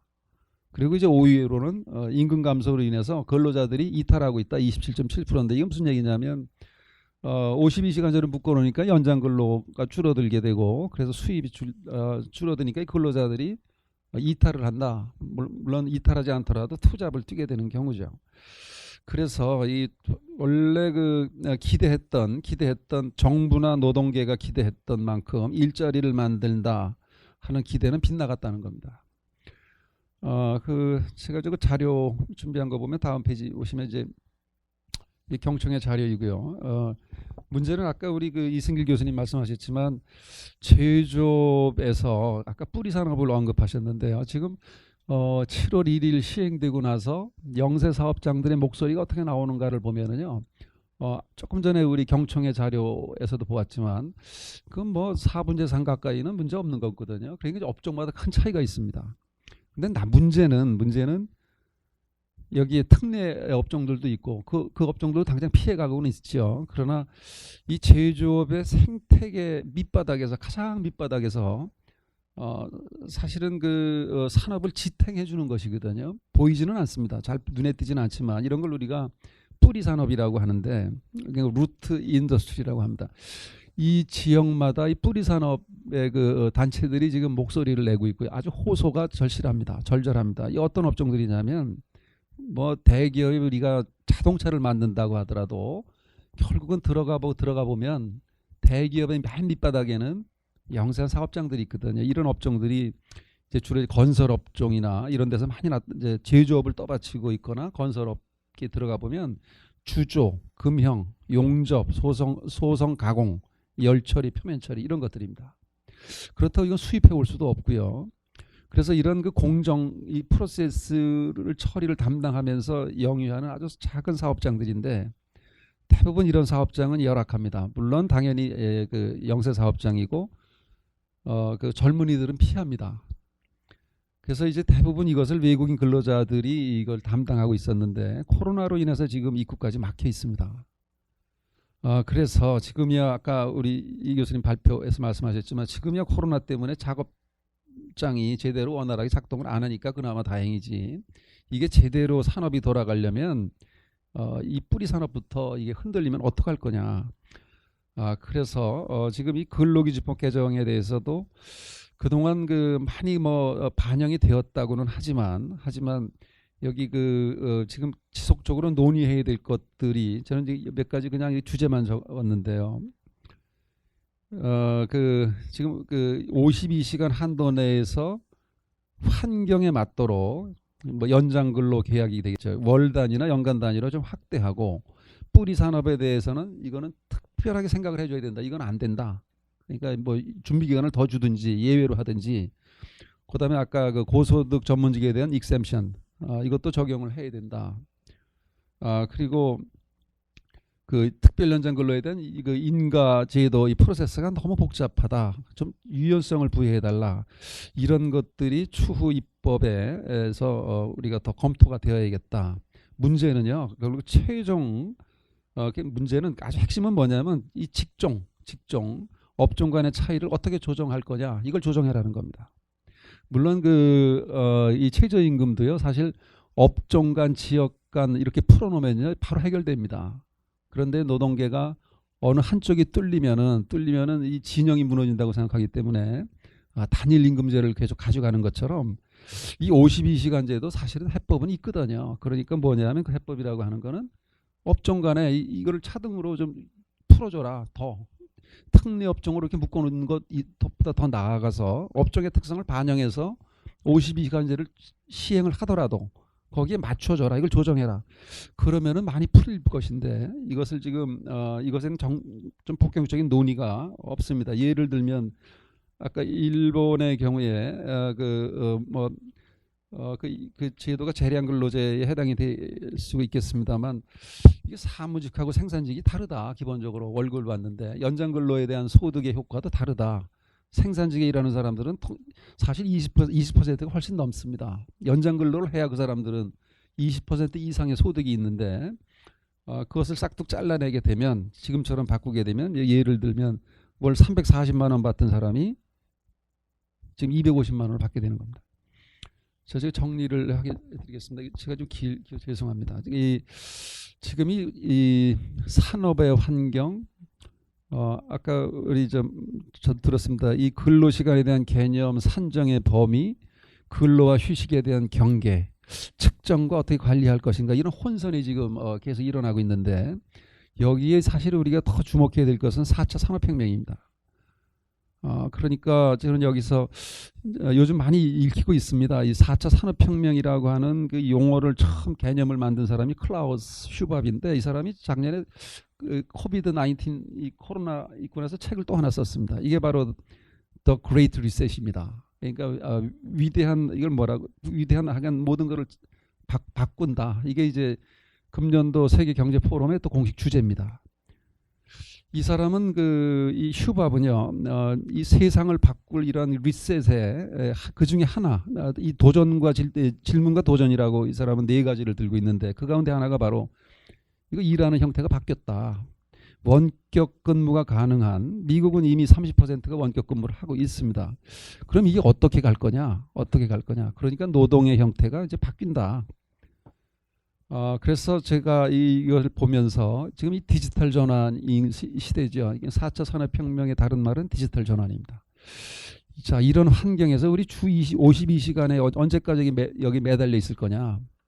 일하는 방식과 내용이 다 바뀌고 있는데 그래서 이 낡은 프레임에서 빨리 나와야 된다.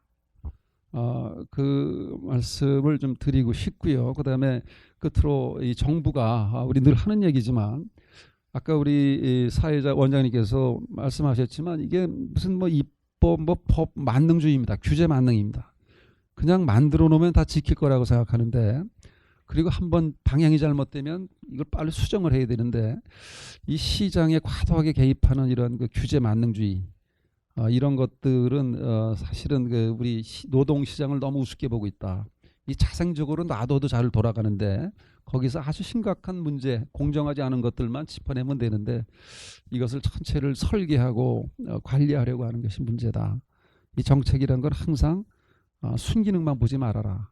역기능과 순기능을 같이 보고 순기능이 더 클 때 들어가는 것이다.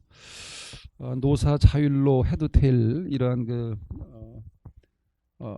근로시간의 문제를 이렇게 법으로 해서 법대로 하려고 하는 것이 과연 순기능이 더 클 것인가 역기능이 더 클 것인가. 이미 그 역기능은 산업 현장의 어떤 호소 아우성으로 지금 나타나고 있습니다.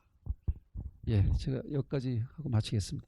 최근에 그 뭐 대선이 가까우면서 주 52시간제가 묻혀버린 게 아닌가 그런 말씀하셨는데 반드시 그런 것 같지는 않는 것 같더라고요. 최근에 야권의 유력 주자 같은 경우는 뭐 120시간 뭐 이런 발언을 했다가 지금 엄청 정치권에도 이슈가 되고 있고, 그 다음에 또 한 주자께서는 뭐 국가가 모든 걸 자꾸 해주려고 그런다. 그건 국민이 알아서 할 일이지 뭐 국가가 너무 많이 나서는 것 같다. 결국은 규제에 관한 문제인 것 같습니다. 그래서 뭐 고전적인 얘기지만 자유시장주의 하에서는 가능한 한 개인의 개성이라든가 이거를 존중을 하고, 다만 그 반대편에 있는 사람들은 가능한 국가가 뭔가를 하려고 하고, 그러다 보니까 뭐 최근에 처음에는 기본 소득 문제가 나왔다가 이제는 주택 문제까지도 뭐 기본 주택이 나오고 최근에는 이 근로 방식까지도 뭐 국가가 통제하려고 하는 이런 게 일장일단 있는 것 같습니다. 그 중에 대표적인 것 중 하나가 이제 근로시간 문제인데, 근로시간은 아까 이 교수님께서 말씀하셨지만, 근로자나 사용자에 있어서 가장 중요한 부분이에요. 근로시간과 임금 문제는 불가분의 관계에 있잖아요. 그 다음에 근로시간 문제는 특히 근로자 입장에서는 라이프 스타일에 관련되는 문제이기 때문에 굉장히 예민합니다. 이건 충분한 숙고를 한 다음에 해야 되는 건데 너무 성급하게 밀어붙이는 게 아닌가. 뭐 대통령 공약 사항이기도 하지만 근로시간 단축, 뭐 최저임금 인상, 뭐 이런 것들이 그러다 보니까 지금 그런 후유증이 나타나고 있지 않는가 하는 생각이 듭니다. 특히 이제 최근에 2019년 말부터 코로나 사태가 한국 사회를 엄습하면서 이게 같이 맞물려 있어요. 그래서 현장에 기업의 환경은 상당히 어려운데 그런데 근로시간은 단축해라. 이런 경우에 특히 회사를 경영하는 입장에서는 이중 거죠. 그 다음에 회사를 경영하는 사람뿐만 아니라 그 밑에 일하는 사람은 과연 그럼 해피한 거냐? 근로시간이 단축되니까 반드시 그런 것 같지가 않아요. 앞에 두 분께서 말씀하셨지만 근로시간이 단축되니까 단축하는 만큼 임금이 줄어드는 거예요.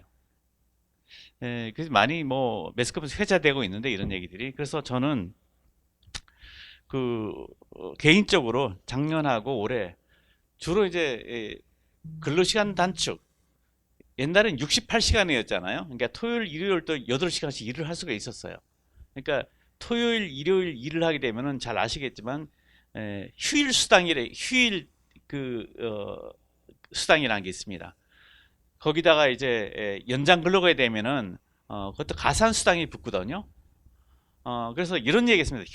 우리가 대기업에 생산직에 근무하는 사람 같은 경우에 기본급이라고 게 있고 보너스라고 있는데 그걸 합치면 한 6천만 원 정도 되는 것 같아요. 뭐 근속연수 한 10년 이상 되는 사람. 그런데 이제 거기에 이제 특근수당이라고 하는데 그게 연장근로수당입니다. 그러니까 토요일, 일요일도 일하고 예를 들면 뭐 추석이다, 광복절 쉬는 날도 와서 일하고 그러면은 거기에 가산수당이 붙거든요. 연장근로 25%, 휴일근로 25%, 야근 같은 건 또 붙고. 그래서 실제 말로 뭐 따따블이다 뭐 이런 말도 하는데 그래서 그런 연장 수당이 붙어 가지고 연봉 1억 가까이 되는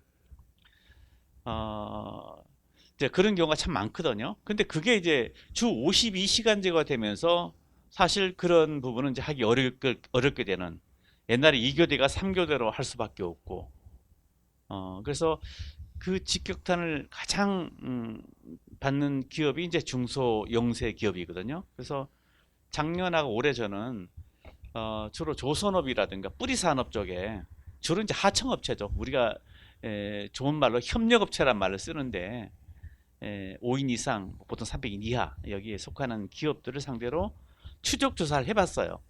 그래서 작년에는 50인 이상 기업을 상대로 했었고 이번은 그걸 포함해 가지고 최근 5인 이상 기업까지 다 해봤습니다만은, 그래서 그게 과연 매스컴에서 얘기하는 게 그게 과연 현실적인가 아니면 실제 현장에서는 어떤 문제가 일어나고 있는가, 그런 걸 조사해 봤더니 제 레주메 2페이지에 나옵니다만은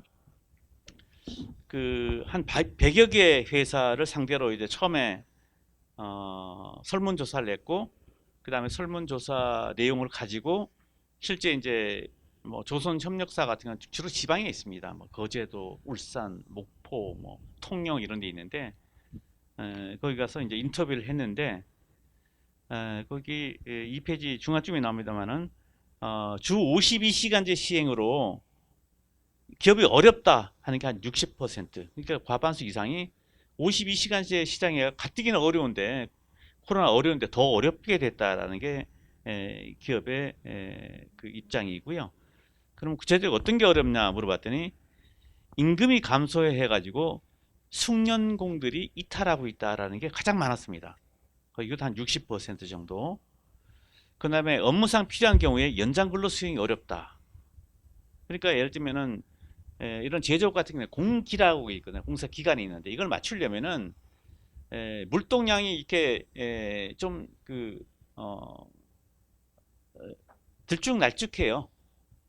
저희가 주로 한 게 이제 수주 산업, 뭐 대표적인 게 이제 조선 산업 같은 경우인데 같은 제조이지만은 조선하고 자동차하고는 달라요. 자동차는 조금 비수기라도 자동차를 많이 만들어 놨다가 물론 재고가 쌓이면은 그만큼 이제 수입이 줄어들긴 하겠지만 그래도 나중에 재고를 처분할 수 있는 그런 기회가 있는데 조선 같은 경우는 뭐 예를 들면 유조선이라든가 이런 배한책이 뭐 수백억씩 합니다. 그러니까 이걸 만들었다가 재고가 되면 큰일 나는 거예요. 이게 뭐 바로 도산합니다. 그러니까 발주가 되면은 바로 이제 라인이 가동되는. 그러니까 발주가 없으면 손가락 빨아야 되는 거예요. 그러니까 이 수주 산업의 특성상 바쁠 때는 많이 움직여야 되고 일이 없으면은 저축한 것 갖고 뭐 견뎌야 되는 그런 업종의 특성이 있습니다. 그러니까 그러다 보니까 공기를 못 맞추게 되면 아주 절단 나는 거죠. 근데 예전 같으면 52시간제가 실시되기 전까지만 해도 68시간을 어떻게 버틸 수가 있는데 52시간제가 됨으로써 이 공기를 맞출 수가 없다. 이게 두 번째 이제 애로사항이고요. 그 다음에 세 번째는 신규 인력 충원이 없다. 이거 다 같이 연동되는 문제예요. 여기는 외국인 근로자 포함되는데 아까 외국인 근로자 얘기가 나왔기 때문에 저는 더 이상 말씀드리지 않겠습니다만은 뭐 코로나 때문에 결국은 입국이 안 되는 거예요. 이제 그게 첫 번째 문제고, 제가 그 현지 조사 가서 느낀 가장 심각한 문제는 숙련공의 이탈 문제예요. 아까 어느 분이 발표하셨나요? 이 토론하신 분 잠깐 말씀을 하셨는 것 같은데, 전체적인 그로스 임금이 줄어들어요. 68시간 같은 경우는 아까 제가 말씀드린 것처럼 뭐 휴일 수당이라든가 뭐 이런 야근 수당, 이런 특근 수당 해가지고 임금을 맞출 수가 있었어요. 한 달에 예를 들면 뭐 한 400만 원 정도 받을 수가 있었는데 이게 300만 원 정도로 떨어져요. 임금이 떨어지게 되면은 그래도 지금까지는 그 400만 원 수입에 맞춰 가지고 애들 학원도 보내고 뭐 저금도 하고 주택 론도 갖고 했는데 이게 안 되는 거예요. 안 되는데 이런 특히 이제 제조업 같은 경우는 조선업 같은 야드에서 진짜 이런 더운 날에도 에어컨 밑에서 일하는 게 아니에요. 겨울에 그 추운 바람을 맞아가면서 일을 하는데 임금이 줄어드니까 이럴 바에는 차라리 뭐 부산이다 서울이나 가서 편하게 일하자. 그 돈 받으면은. 그 다음에 서울이나 부산 가게 되면 또 투잡을 할 수 있는 거예요. 저녁에는 대리운전하고. 그러니까 52시간제 하에서 줄어든 수입을 뭐 대리운전이라든가 퀵이라든가 이걸 하는 거예요. 실제로 그런 사람 만난 적이 있습니다. 저는. 그러다 보니까 용접이다 아까 뭐 그 뿌리 산업이라 했는데 뿌리 산업이니까 사실 우리 기간 산업에 바닥을 받치고 있는 거잖아요.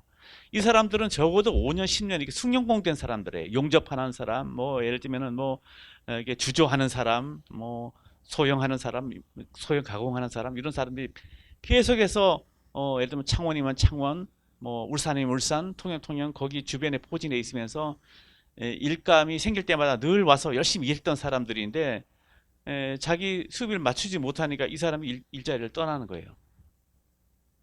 그러니까 최근에 어떤 문제가 생기냐면 5년 만에 정말 그 어렵던 구조 조정의 대상이 되던 조선업이 갑자기 수주가 많이 늘었어요. 우리 물 들어올 때 노조란 말이 있잖아요. 그러니까 수주가 늘어났을 때 그걸 라인을 가동해야 되는데 정작 가동하려 했더니 이 숙련공들이 없는 거예요. 그래서 인력난을 겪고 있다. 특히 그 협력업체 제조업 같은 경우는 참 문제다 그런 얘기죠. 자 그러면 당신 그럼 이거 문제를 어떻게 해결하라 이러 물으면 저도 뭐 정답은 없습니다. 근데 다만 제가 이 분야에 대한 고민을 오랫동안 해온 경험칙에서 말씀드리면은 근로시간 단축이라는 거는 아까 두 분께서 말씀하셨지만 이건 대세예요. OECD 국가에서 우리가 근로시간이 늘 길다. 근로시간이 길다 보면 노동 생산이 떨어지고 산업재해가 다발하기 마련이에요. 그러니까 근로시간을 줄이는 거 이거는 재예방이라든가 생산성 향상이라든가 뭐 아까 워라밸 얘기 나오는데 워라밸이라든가 어떤 근로자들의 어떤 건강 보호권, 건강권 이걸 생각하면 당연히 줄여야 됩니다. 다만 저는 줄이는데 조금 점차적으로 줄이자는 거하고 또 하나는 조금 탄력적으로 근로시간을 활용하게 되면은 근로시간을 줄이면서도 52시간제 전면 시행에 따른 데미지를 최소한 줄일 수 있다라는 게 제 생각입니다. 그래서 개선 방향에 보면 장황하게 제가 썼습니다.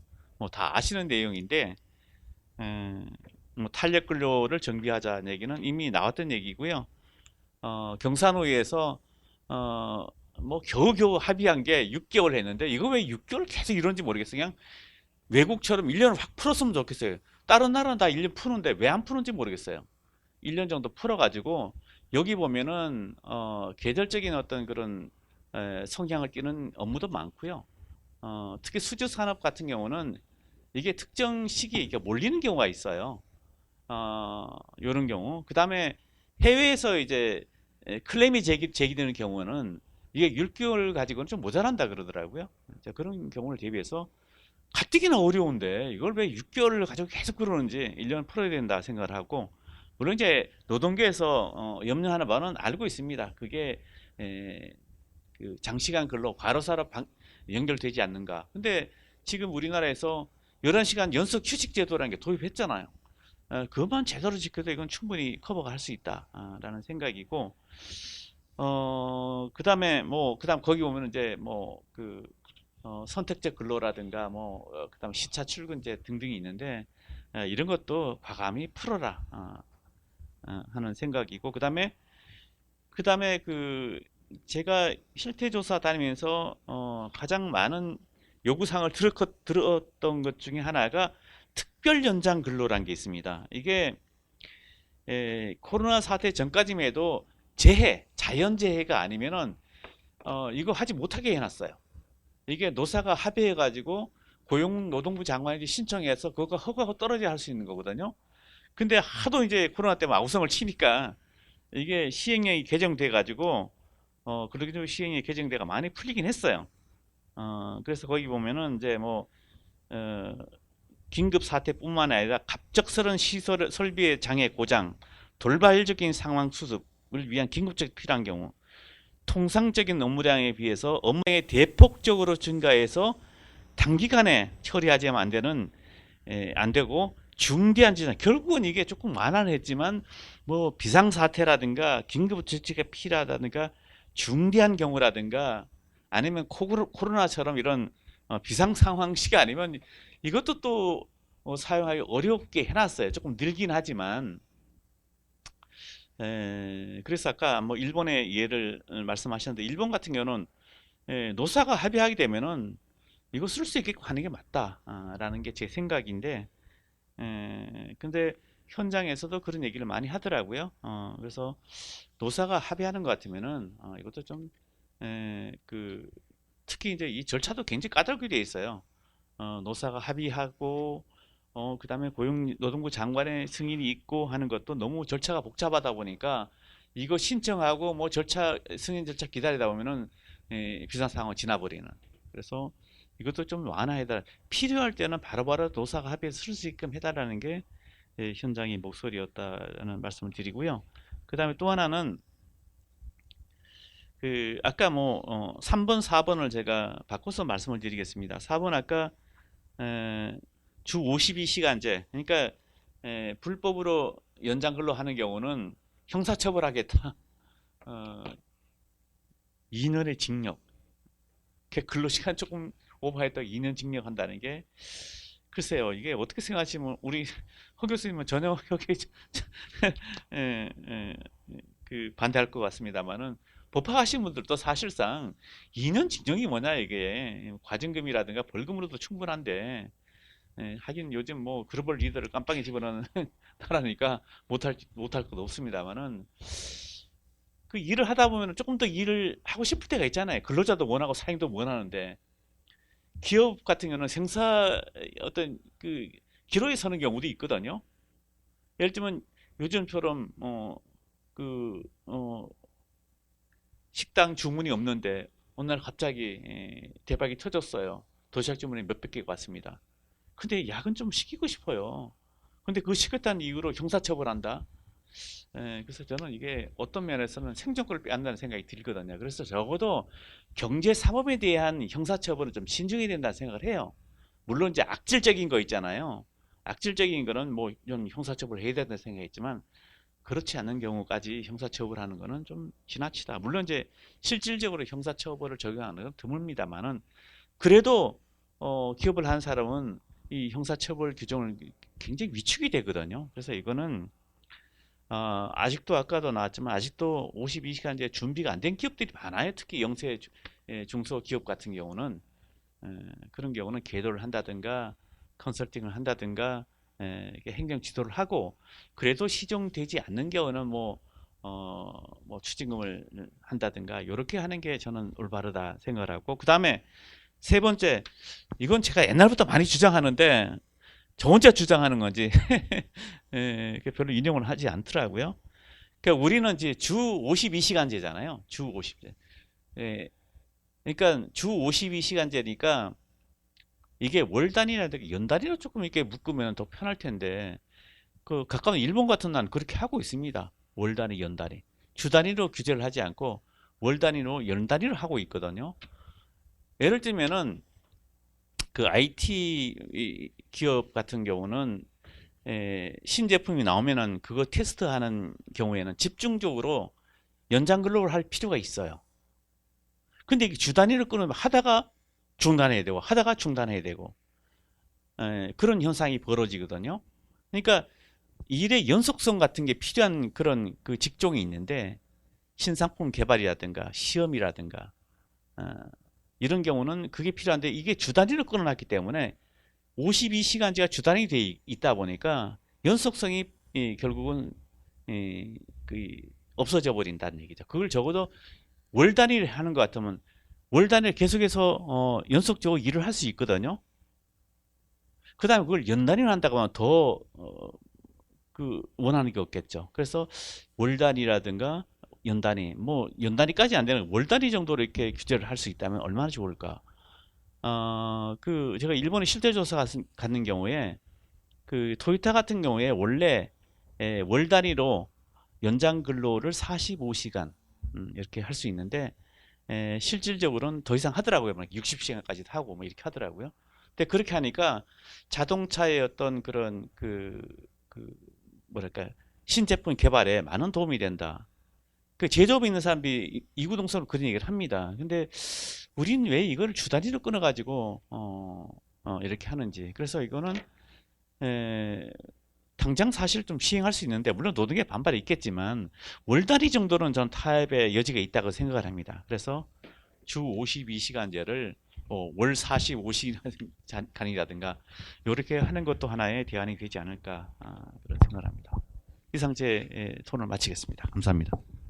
OECD 국가보다 조금 전에 이정 교수님도 말씀하셨는데 이거 분명히 저 근로 시간을 좀 줄일 필요가 있다라고 이제 그렇게 말씀을 하시는데 저도 그렇게 생각을 하면서도 좀 한번 궁금한 게 그 그 고용의 형태가 다르잖아요. 유럽과 미국에 비해서. 그러니까 이게 왜 지금 그 근로 시간을 그걸로 한번 풀 수 있는지 혹시 그거에 대해서 시도해 왜 그런 데이터가 안 나오는지 그거 하나 좀. 그리고 또 하나는 그 일본의 그 재량 근로자에 대해서 좀 간단히 좀 한번 혹시 아시는 조사한 게 있으시면 간단히 좀 부탁을 드리겠습니다. 아니면 허 교수님께서 이제 뭐 질이 아닌 좀 얘기거리를 얘기를 해주신 부분은 제가 우선 아는 대로는 재량 근로 시간제 이 부분은 이제 이 제도 자체는 우리나라도 도입이 돼 있고요. 이 재량 근로 시간제를 보통 설명할 때는 근로 시간과 임금 요것을 이제 단절시키는 그런 효과로서 실질적으로 이제 이런 재량적으로 하시고 그다음에 거기에 대한 성과는 이제 그에 맞춰서 주시는데 이 재량이라는 것이 어떻게 보면 탈법적인 그런 부분들이 아니고 보통 통상적으로 어느 정도 일을 할 때 그걸 몇 시간을 서로 보기로 간주하는 그렇게 보는 규정을 두는 겁니다. 그래서 이제 그것을 어디까지 허용할 것인가 관련해서 일본에서 이제 처음 논의할 때는 경제계에서 사무직에 관해서 이렇게 다 좀 허용해 주면 좋겠다. 라는 부분에서 사무직에 대한 근로시간을 관리하기가 좀 어려서 그래서 이제 그 부분들을 논의하다 보니까 사실 이거는 이제 일본에서의 특수한 부분이라고 저는 생각이 되는데 처음에는 이제 전문 업무형이라고 해갖고 오늘 자료에 이제 20페이지에 좀 써놨는데요. 여러 가지 이제 사실은 이제 신상품, 신기술, 연구개발, 뭐 인문개발, 자연개발 이렇게 쭉 이렇게 있는데 지금 저희 나라는 사실 일본에서 정확한 여기는 아니지만 70년대 처음 재량 근로제 도입했을 때 그 대상 업무 정도로만 도입을 했습니다. 97년도에 그때 입법 논의할 때 제 기억으로는 그래서 그 이후에 일본은 이제 전문 업무형이라는 것들을 계속 확대를 해서 증권 애널리스트 업무라든가 요즘에 저는 변호사, 변리사, 세무사, 건축사 뭐 이런 거 관련해서도 재량 근로제를 도입을 했고 그다음에 이제 더 확대를 하자 하는 논의 중에서 사무직까지는 풀지를 못하고 이제 기획 업무형이라고 해서 기업에서 이제 경영기획부서라든가 인사노무부서, 재무경리부서, 홍보부서, 영업기획부서 뭐 이런 등등 해서 확대를 또 했습니다. 근데 저희는 이제 전혀 허용이 안 되고 있고요. 그리고 이제 이것이 더 확대가 되면은 사실 이제 아까 일본에서 화이트 칼라 이그젬션이라는 것은 일본형 화이트 칼라 이그젬션 적인데요. 하여튼 거기서도 도입을 미국적인 화이트 칼라 이그젬션을 당연히 그 연구를 했었고 그 벤치마킹을 하려고 했던 부분들인데 사실 고임금 부분만 컨택을 해서 임금은 사실은 2016년도에 미국 화이트 칼라 이그젬션 같은 경우는 한 연봉 4만 7천 불 정도. 그러니까 저희 나라 한 6천만 원 정도인데 일본은 이제 그 액수가 1,075만 원 정도. 지금 환율로 보면 1억 1,000만 원 정도니까 사실 이제 이렇게 도입을 했는데 일본에서 이렇게 하다 보니까 요건이 굉장히 좀 까다롭게 되어 있습니다. 그래서 실질적으로 이 요건의 까다로움으로 인해서 이것이 이제 활성화되는 부분들은 아직까지는 좀 미흡한 부분으로 이렇게 보고가 되고 있습니다. 그리고 이제 아까 저도 이제 이 부분 관련해서 근로시간 관련해서 이렇게 좀 본의 아니게 이런저런 자리에서 이렇게 발표할 시간들이 있어서 이 제도를 그때그때 다시 보고 이렇게 하면서 이제 도대체 우리는 총량적으로 연평균 근로시간을 미국이나 더 나아가서 독일, 더 나아가서 프랑스까지 이렇게 해서 우리도 선진국인데 줄일 수 있을까라는 부분들인데 그 갭이 너무나 큰 거예요, 사실은. 근데 이제 아까 제가 단순 수치로 일을 8시간 연간 52주 하면 2080시간이라고 이렇게 단순히 말씀을 드렸는데 지금 근로시간이 그거보다 좀 적거든요. 그러면 이제 우리가 과로사, 장시간 근로라고 얘기를 하는 것이 도대체 어느 정도까지 돼야지 연간 장시간 근로인가? 근데 이제 그러면 연간 근로시간 유럽이나 미국 이렇게 조사해 봤더니 거기서 통계는 뭐 심지어는 1700시간이더라, 1800시간이더라 이렇게 얘기를 하는 게 그럼 똑같이 일을 하는데 이렇게 시간이 다를까? 이제 그런 부분에서 휴일을 또 다 감해서 이렇게 생각을 해도 그게 안 나오는 거예요. 그러니까 이제 그런 부분에서 결국 이제 연평균 근로시간이라는 부분들이 근로자에 대한 부분들인데 국가마다 고용 형태가 아까 다르다고 말씀을 드렸는데 우리가 이제 비정규직 관련해서 특히 파트타이머는 정규직 근로자보다는 덜이라는 근로자이니까 그 계층들이 퍼센티지가 어떻게 되느냐에 따라서는 조금 그 차이가 있을 수 있지 않을까. 그러니까 우리가 이제 단시간 근로자가 적고 유럽이 단시간 근로자가 많다라고 그러면 당연히 총량적인 연평균 근로시간은 적지 않을까 이렇게 했는데 사실은 그것을 우리 이제 한국노동연구원이라는 데서 근로시간 제도 관련해서 사실은 굉장히 좀 몇 년에 걸쳐서 이렇게 연구한 실태조사들이 있습니다. 근데 이제 그 페이퍼를 자세히 이렇게 보시면은 그 부분에 대해서는 명확히 강조를 안 해요.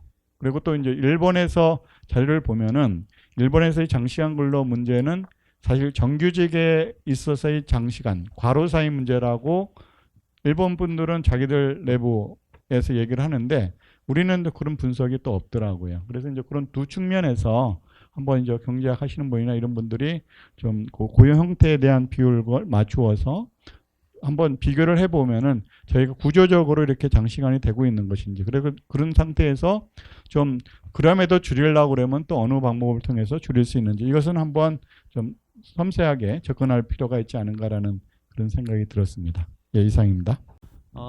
저희가 OECD에 비해서 평균적으로 생산 인구 대비 근로 시간이 긴 건 사실입니다. 근데 아까 일본의 예를 들면은 일본은 지금 평균 한 1,700대 시간인데 이런 말이 있어요. 일본에 가로시란 말이 있어요. 가로시. 과로사란 말인데 그걸 영어로 이제 가로시라고 그러거든요. 근데 그게 세계적으로 통용될 정도로 굉장히 일반화되어 있죠. 그러니까 오래 일해서 죽는 거예요. 그러니까 죽는 사람들 보면 그 덴츠라는 우리나라의 제1기획에 해당되는 아주 좋은 회사가 있어요. 거기에 직원, 그것도 동경대 출신이에요. 최고의 엘리트들이 과로사입니다. 현장에 그 근로자들이 과로사했다는 얘기는 거의 들어본 적이 없어요. 그다음 공무원들이 과로사입니다. 아침에 제가 아사히신문을 지적거렸더니 일본에는 공무원 반환이라고 있는데 공무원을 떠나는 사람들이 너무 많다는 얘기예요. 젊은 사람들이. 우리는 지금 여기 노량진 가면 공실들이 지금 넘치잖아요. 우리는 공무원을 못해서 지금 병인데 거기 공무원이 떠나요. 일은. 그래서 이유가 뭐냐면은 너무 장시간 근로라는 얘기예요. 말씀하시듯이 일본에는 우리가 얘기하는 철밥통이라 그러나요? 정규직이자 그다음에 고용이 일본은 지금 65세인데 65세까지 보장되는 직업에서는 근로가 만만치 않습니다. 일 엄청나게 많습니다. 그래서 몇 년 전에 제가 일본에 고세 로도쇼라 하죠. 후생 노동성에 갔더니 거기에 5시 되면 레디비란 그 노래가 나와요. 비틀즈의 노래죠. 레디비. 일 그만두고 이제 집에 가라는 얘기예요. 그랬더니 그 사람들이 그때부터 일한대요. 그래서 레디비 그냥 두라는 얘기, 있지라는 얘기, 가정이라는 얘기, 홈이라는 얘기예요. 집은 그냥 두고 여기서 일하는 얘기로. 그 사람들 9시, 10시, 11시까지 불 켜고 일합니다. 한번 일본의 카스미가 새끼라고 우리나라 광화문 청사 같은 데 가면은 밤 10시 전에 불 안 꺼집니다. 엄청나게 일합니다. 그런데 왜 그 사람이 그 근로시간이 평균적으로 짧을까? 그게 단시간 근로라가 있거든요. 파트타임 아르바이트. 일본에는 파트타임이라 해서 그게 엄청나게 많아요. 그 다음에 아르바이트는 뭐 대학생들은 아마 한 절반 정도 아르바이트 할 겁니다. 근데 결국 평균적으로 그렇거든요. 근데 우리나라가 과연 그런 아까 우리 허 교수님 말씀하셔가지고 그런 구조가 아닙니다. 우리나라 대학생들 절반 정도가 아르바이트 합니까? 가정주부들 아마도 집에 있는 사람은 거의 없을 겁니다. 그래서 거기는 가세시후 밥그란 말이 있는데 가정주부는 밥을 한 말이 있어요. 아무런 능력 없고 한 사람을 가정주부라고 얘기하는데 그러다 보니까 파트타임 형태로 다 일을 해요. 근데 그 사람들 다 생산 인구에 포함이 되거든요. 그래서 일본에서는 월급이 작다는 얘기 많은데 그 월급이 작은 건 사실이에요.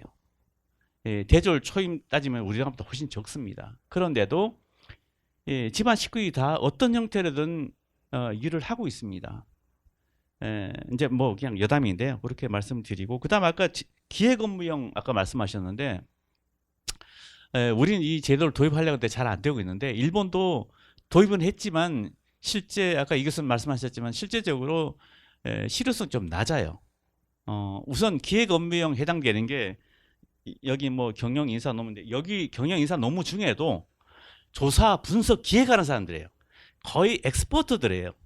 기획 업무 중에도 예를 들면 뭐 통계학 박사를 가진 사람, 경영학 박사 받은 이런 사람도 있잖아요. 이 사람들이 생산 기술 파트에 있지 않지만 기획하지만 이거를 연구 조사 데이터 분석하는 사람 전문적인 애널리스트들이 있거든요. 이 사람들이 여기 해당돼요. 그런데 이 사람들이 전문 업무형에 가까운 화이트 칼라니까 데스크 워커들이니까 이 사람들이 적용시키자 했는데 그 도입 요건이 까다로워요. 노사위원회라고 있는데 이게 우리나라는 노사협의 비슷한 구조예요. 거기에 5분의 4의 어그리먼트를 받아야 돼요. 근데 5분의 4 받기가 어려워요. 그러니까 이거를 실질적으로 화이트 칼라에 대해서 이런 재량 근로를 도입한 회사는 거의 1몇 %, 2%가 안 될 정도로 굉장히 낮다. 이렇게 제가 그렇게 알고 있습니다. 네, 감사합니다. 오늘 이승길 교수님 발표 너무 감사했고 또 두 분 토론자 너무 감사했습니다. 오늘 행사 세미나 이렇게 마감을 하도록 하고요. 이 50시간제라는 게 진짜 법률 만능주의에서 벗어나서 우리 삶의 현실에서 삶을 넉넉하게 만드는 제도로 좀 더 진화했으면 좋겠다는 말씀 드립니다. 이상으로 세미나를 마치도록 하겠습니다. 고맙습니다.